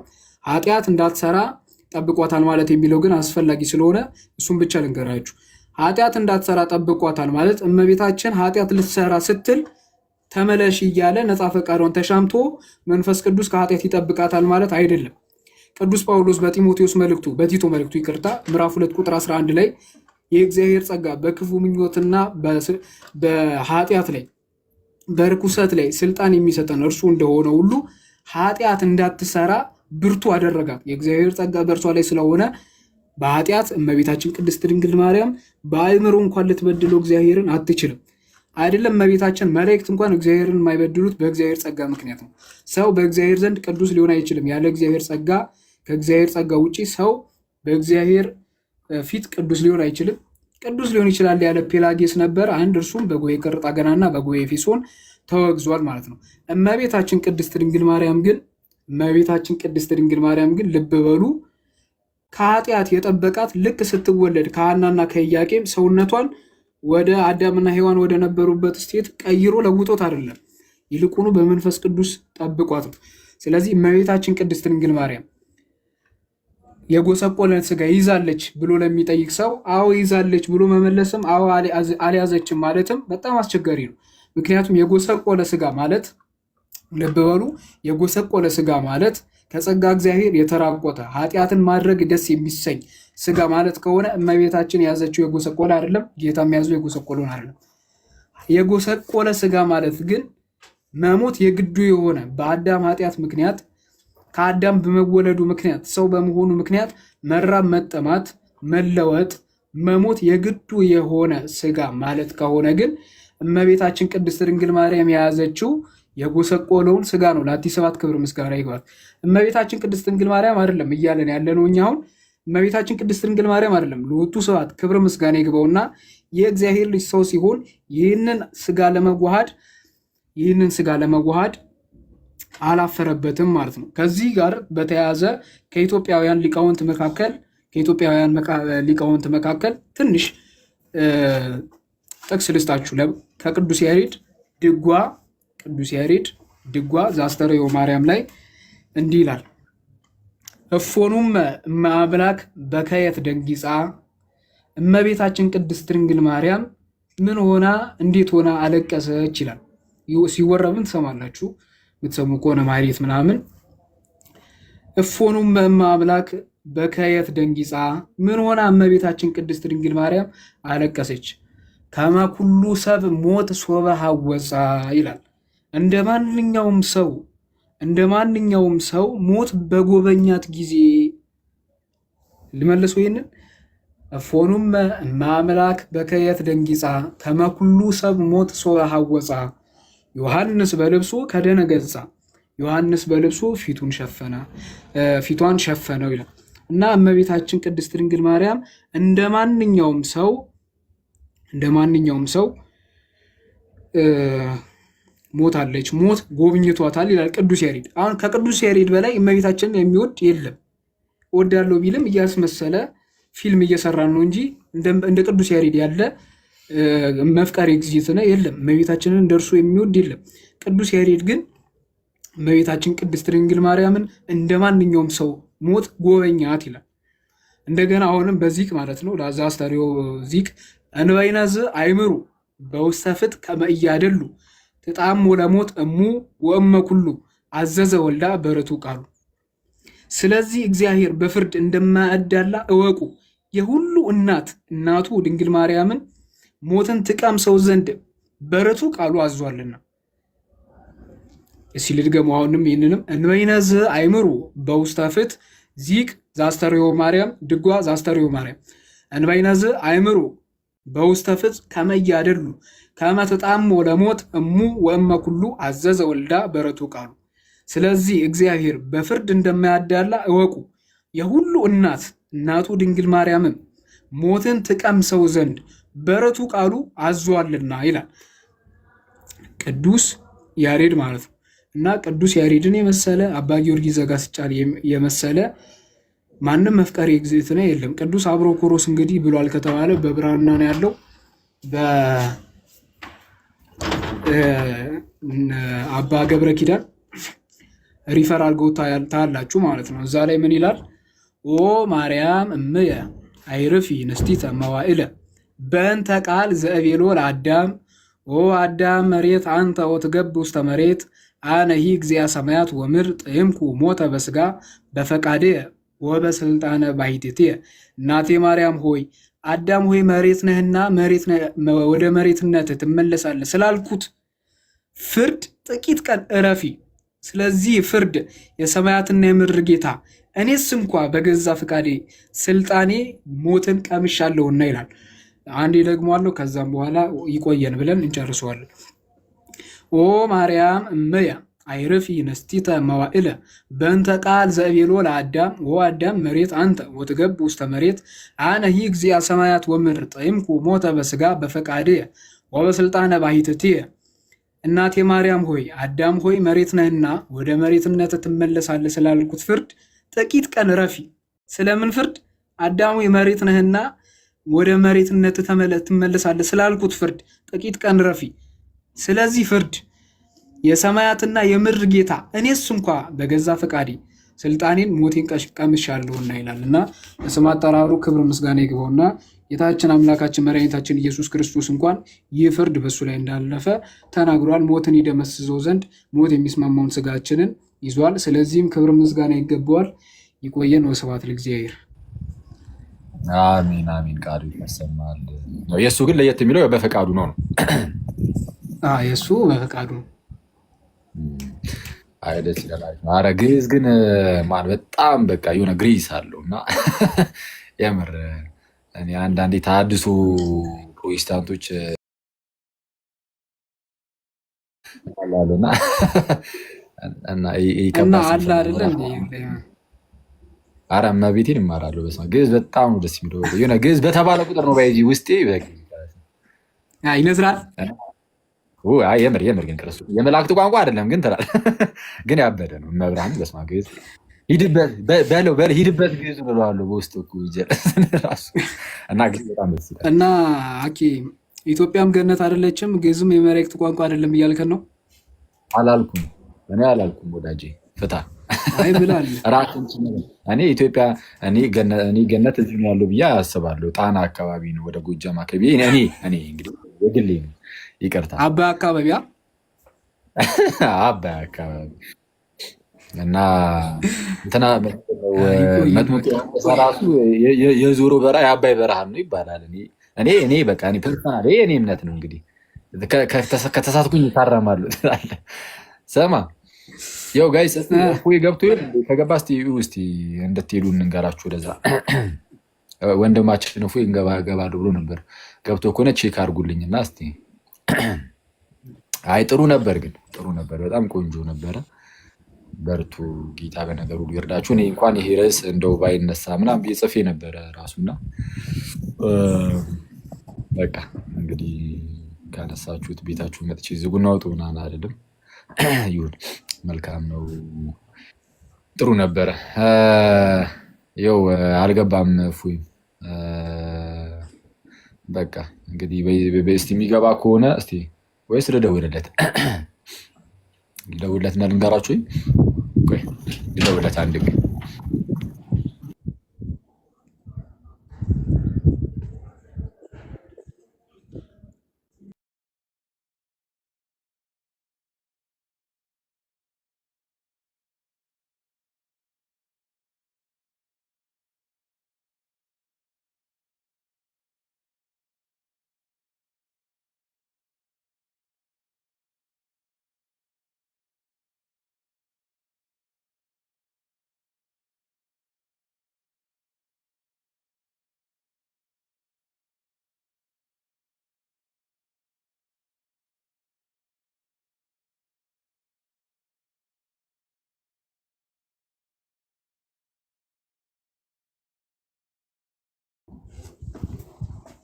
እና ጥያቄና መልስ ምናምን ሌላ ጊዜ እንከፍተዋለን። ዛሬ ስለመሸ ምናምን ለዛሬ በቃንና ሌላ ጊዜ እንዲህ በጊዜ እንገባና ምንም ጊዜ ሳይዘን ከመጀመሪያው እስከ መጨረሻው እንማማራለን። ሌላ ጊዜ እንድመጡ ላይ ምናምን ፎሎ አድርጉት ይሄንን አካውንት። ከዛ ሌላ ጊዜ ጥያቄ እንቀበላለን ማለት ነው።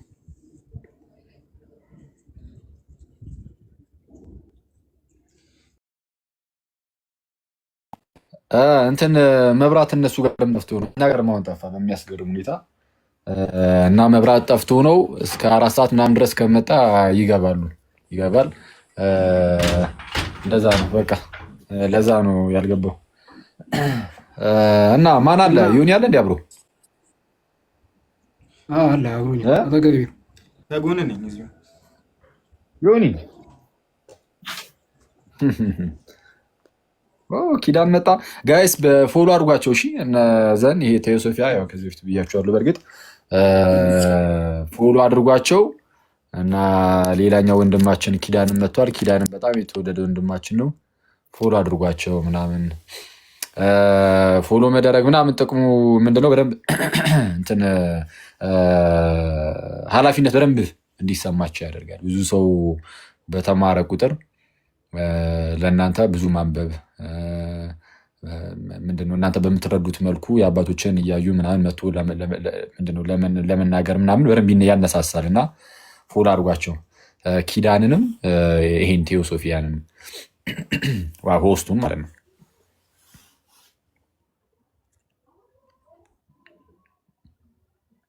ኪዳን እንዴት ነህ? ሰላም ነው ወይ?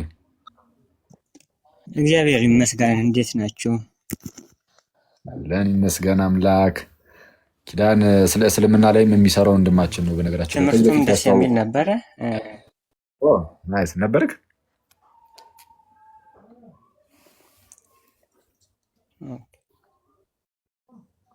ተቋረጠ ወይስ ምንድን ነው? ነበርክ? ትምህርቱን ምርጥ ነው። ትምህርቱን ከመጀመሪያው ነበርኩ፣ ሰምቼዋለሁ። አሪፍ ነበር። ምንም የሆነ ይጨመርበታል ብዬ አላስብም። አሁን ግን የሆነ ተርሞች ዲፊኒሽኖች ላይ ብትሄድበትም ጥሩ ነው ብዬ አስባለሁ። ቀጣይ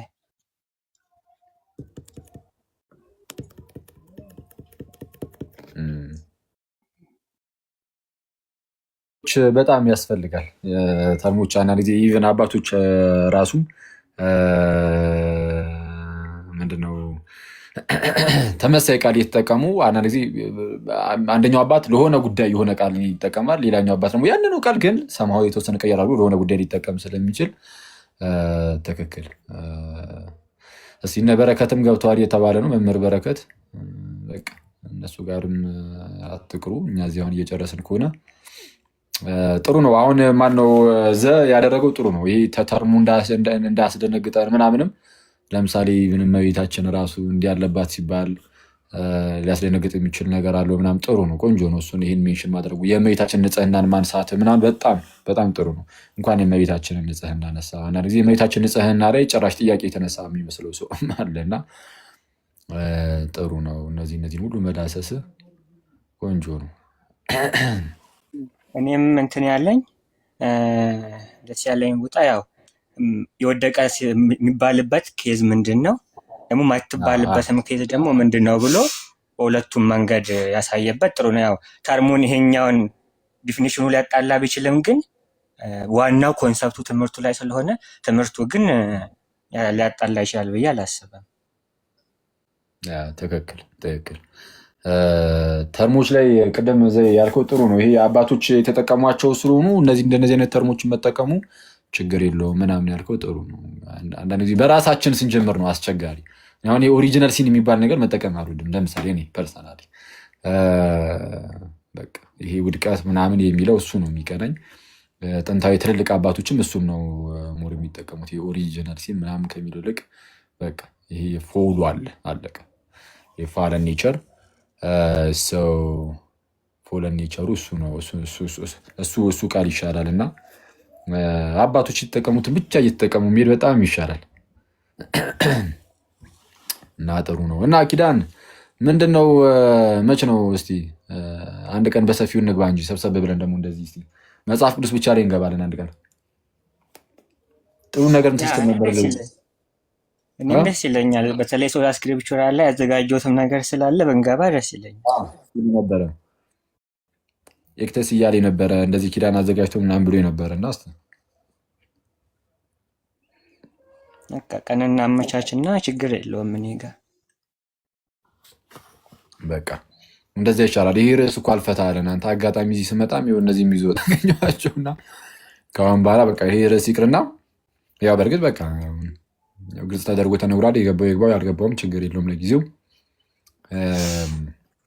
ወደ ሌላ ርዕስ ደግሞ ሄዶ እስኪ እንደዛ ማድረግ ነው። እስልምና ላይም እየሰራህ ነው ወይስ ተውከው ኪዳን? ቪዲዮዎችን እየሰራውን ነው። ላይቭ ገና እንትን ስለሆንኩ ገና እየጀመርኩም ስለሆነ እየገባው አልነበረም። ቪዲዮዎችን ግን እየሰራውን ነው። ሰራ ጥሩ ነው ጥሩ ነው። እስልምና ላይ በጣም ያስፈልጋል። ፕሊዝ ወደኋላ እንዳትል። ሞር እንደውም ትኩረትን እሱ ላይ ብታደርግ ደስ ይለኛል። ሌላውም እንዳለ ሆኖ እሱ ላይ ደግሞ በደንብ ትኩረት ስጥ። በቃ እስቲ በደንብ ወደፊት እንቀጥልበታለን። አዎ አንተ አረብኛውንም ደግሞ ስለምትሞክር ጥሩ ነው። በጣም አሪፍ ነው። እሱ ጥሩ ኳሊቲ ነው። ስዊት አሚን አሚን አሚን። ስዊት የሚል ስም ያለሽ እህቴ አዝናለሁ ስላሳዘንኩሽ ምናምን። ያው እንግዲህ በዚህ መልኩ ከዚህ ቀደም ስላልተገለጸ ትንሽ ጨነቀን እንጂ ያው ይሄ በአባቱ ዘንድ ያለ ነው። እንደዛ ነው። በቃ አይዟችሁ አይዟችሁ ምናምን። ጋዲ መጣሽ? እንወጣ ነው ግን ላስገባህና። ኦኬ አስገቡ። ጋዲ ቁም። ሰላም ብያለሁ። ሁላችሁም ቃሎት ያሰማልን። ዘሚካኤል አኪዮስ ያው እንደተለመደው ምግብ ላይ ነው እና አሰላሙ አለይኩም ብለናል ለሙስሊም ወንድማችን። ወአለይኩም ሰላም ገዲሳችን፣ እንዴት ናችሁ? ሰላም ብያለሁ ሁላችሁንም። በጣም አሪፍ ትምህርት ነበረ ምናምን ደስ ይላል።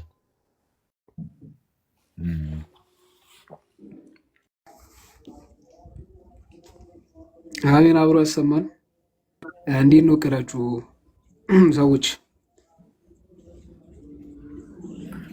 በቃ እንፍታ እንጂ ሌላ ቦታ ካለ በቃ እፎይ ይገባ ይሆናል። እኛ ጋር መብራት መጥቷል። አክቹዋሊ አሁን እነሱ ጋር የሚመጣ ከሆነ ሊገባ ይችላል። ወይ ቼክ አድርጉት እስኪገቡ ምናምን ምናምን እንዲህ አስገባና ልጆች እዚሁ ጉዳይ ላይ ጥያቄ የሚኖራቸውን ሰዎች ኦኬ ቀጥይ ጋዲ። አይ እንትን እዚህ ጉዳይ ላይ ሜቢ እንትን እየተባለ ከሆነ ብዬ ነው ካነሳው ሀሳብ ቃል አቅም አንስተው ይሁን መሀል ላይ ወጥቼ ነበር ለሆነ ሰዓት እና ኦሬሽን 38 ላይ ያለውን የቅዱስ ጎርጎርዮስ ዘንዚናዙን አንስተዋል እንዴ? አላነሱትም። ያልነሳውን አላዳነውም የሚለውን አይ እሱን ሳይሆን ኦሬሽን 38 ላይ ኦን ባፕቲዝም ኦፍ ከክርስቶስ ልደት ጋር ተገናኝቶ የጻፈው ጽሑፍ ላይ በግልጽ የሚያስቀምጠው ነገር አለና ሜቢ ኦሬሽን 38 ቁጥር 13 ላይ ኦሬሽን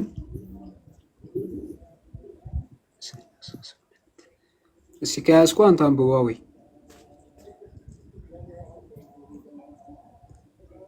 አንዴ ላብረውና አንድ ደቂቃ ምናምን ስጠኝ። ቆይ አንዴ እሺ፣ እቺን ቶሎ እንጨርስና እነ መምህር በረከት አሉ ተብሏል መሰለኝ። እዛም ሄድ እንችላለን። እሺ፣ እኔ ሰብሰብ ብለን አንድ ላይ እንሄድና እናስደነግጣችኋለን ትለን።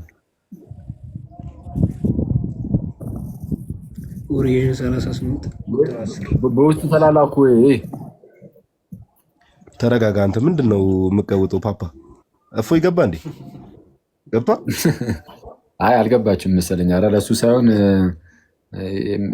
ይሄው ርዕስ ነዋ። ወይ አስወርድኝ እንዴ? ኧረ እንዴ ለሚካኤል ከቅድም ጀምሮ እዚህ ላይ አልነበር እንዴ ሲያወራ የነበረው? አንተ ሰውዬ ምንድን ነው መሀል ላይ እንዴት አድርጌ ላስቁመው? አንዴ ከጀመረው በኋላ ሺ የሚያዘኛ ይሄ የተባረከ ልጅ ደግሞ አስቁመው በዚሁ ጠፍቶ ይቀር።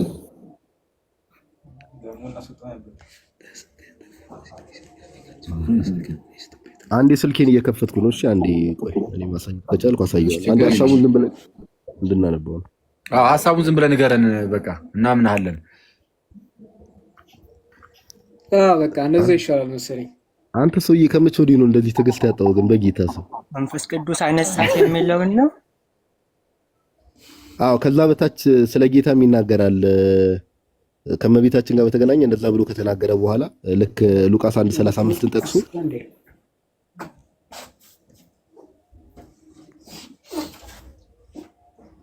he came forth as God with which he had assumed one person into natures የሚለውን ነው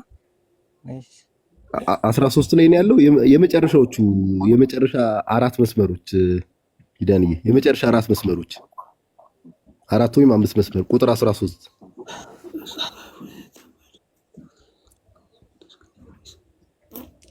he that is full empties himself for empties of his glory for a short while that I may have a share in his fullness።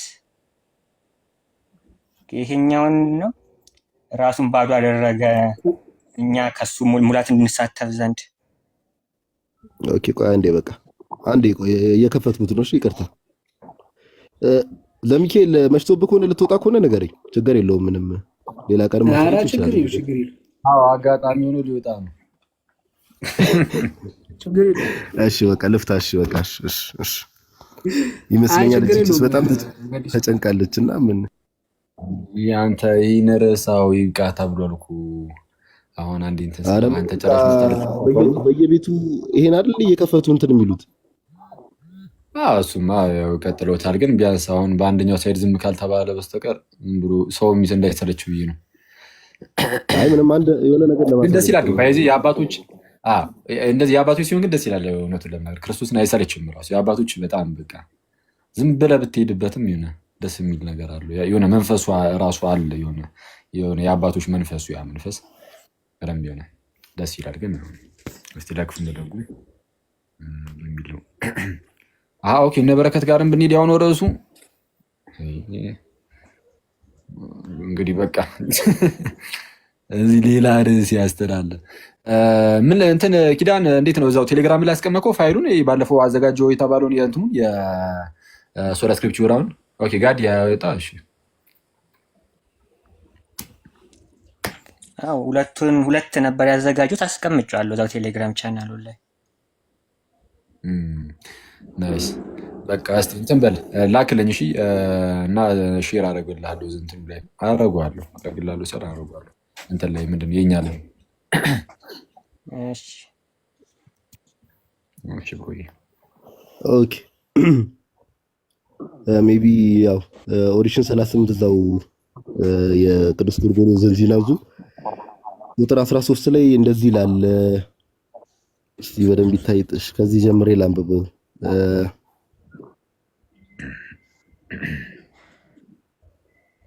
እሺ እሺ እሺ እሺ እሺ ኦኬ what is the richness of his goodness ይልና what is this mystery that is around me ይላል።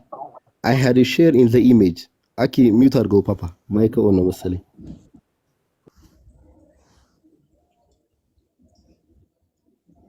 እሺ ወይ በትልቁ ታደርገኛለህ አንዴ ይታያል። እናንተ ሰዎች ጩጫ ሆነችብኝ ጽሁፏ። ኦኬ ይቅርታ እንግዲህ ዘሚካኤል ባለቀ ሰዓት መጥቼ ችግር የለም። ኧረ ፍትት በል። ወይኔ በእግዚአብሔር ስም ምንድን ነው ያወረደው? ይኸው ይሰማል። ይሰማል። እስቲ ጋዲና ኤክተስ መጥቶ ነበር መሰለኝ። እስቲ ምን እየሆነ ነው እንትኑ? እንደዚህ ኧረ እግዚአብሔርን እኔ አይደለሁም እግዚአብሔርን ኧረ ዝም ብዬ ነው እኔ አይደለሁም እግዚአብሔርን። እስቲ ጋዲም ኤክተስም እስቲ ላኩ እስቲ።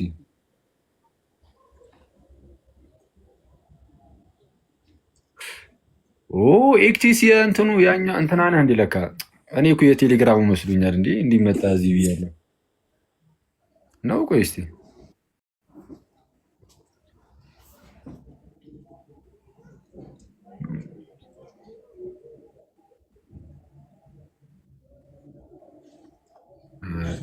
ሁለቱም የሉም።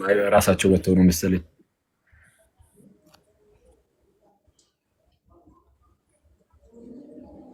እስቲ ጋዲና ኤክቴስ ካላችሁ እስቲ አንድን ጻፉ እስቲ ልሳባችሁ።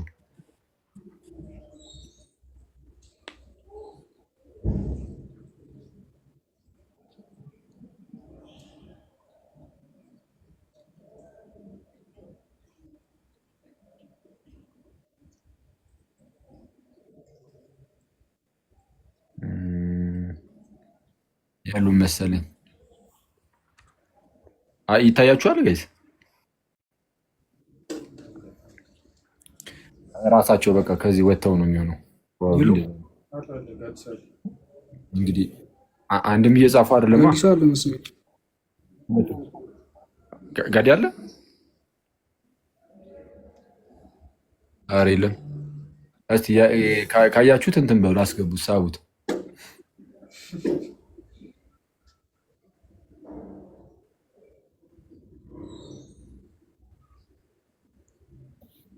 እንዴ ጋዲ ሳለ እስቲ ላክ እስቲ ጋዲ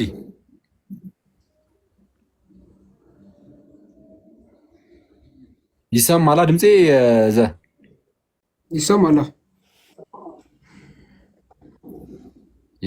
የለም እያሉ አንዱ አለ አንዱ የለም ይላል።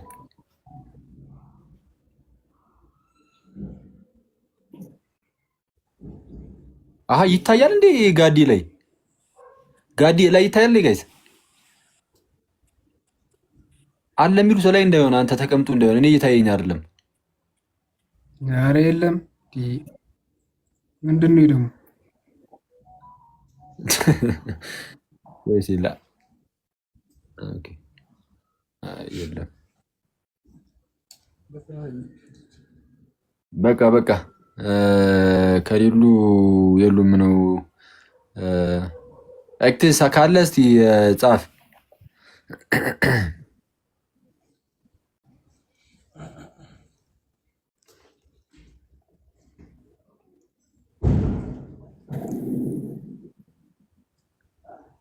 በቃ ጋይስ ይብቃን መሰለኝ። እስቲ ስታወርዱት ነገ ቪዲዮ ሰራለሁ ብሎ ሄዳል አለ ማለት ነው። ሲሰራብን ይህ ከባድ ነው።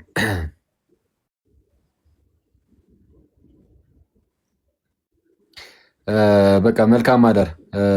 ቻው በሉንና እንዝጋ። በቃ እኔ በሌላ ይቅርታ፣ በሌላ ርዕስ ከሆነ እነ መምህር በረከት ጋር ተከታተሉ። እንግዲህ በዚህ ርዕስ ከሆነም ሙዳችሁ ከሆነ መብታችሁ ነው። ያቀባኝም ሂዱብን። ወይ ሄደን ካስገቡን እንገባና ገባቢ ይወጣሉ። እሺ መልካም አዳር ምናምን ቀጥሉ። ኪዳን ቻው በለና እናንተ ቻው ብላችሁን እንዝጋ።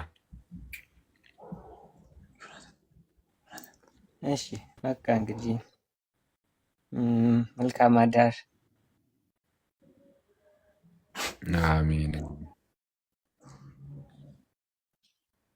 እሺ እሺ ደህና ደሩ። በቃ እሺ ቻው ብሩ። ኪዳን ቻው። ደህና ደሩ ሁላችሁ። እሺ ደህና ደሩ ሁላችሁ።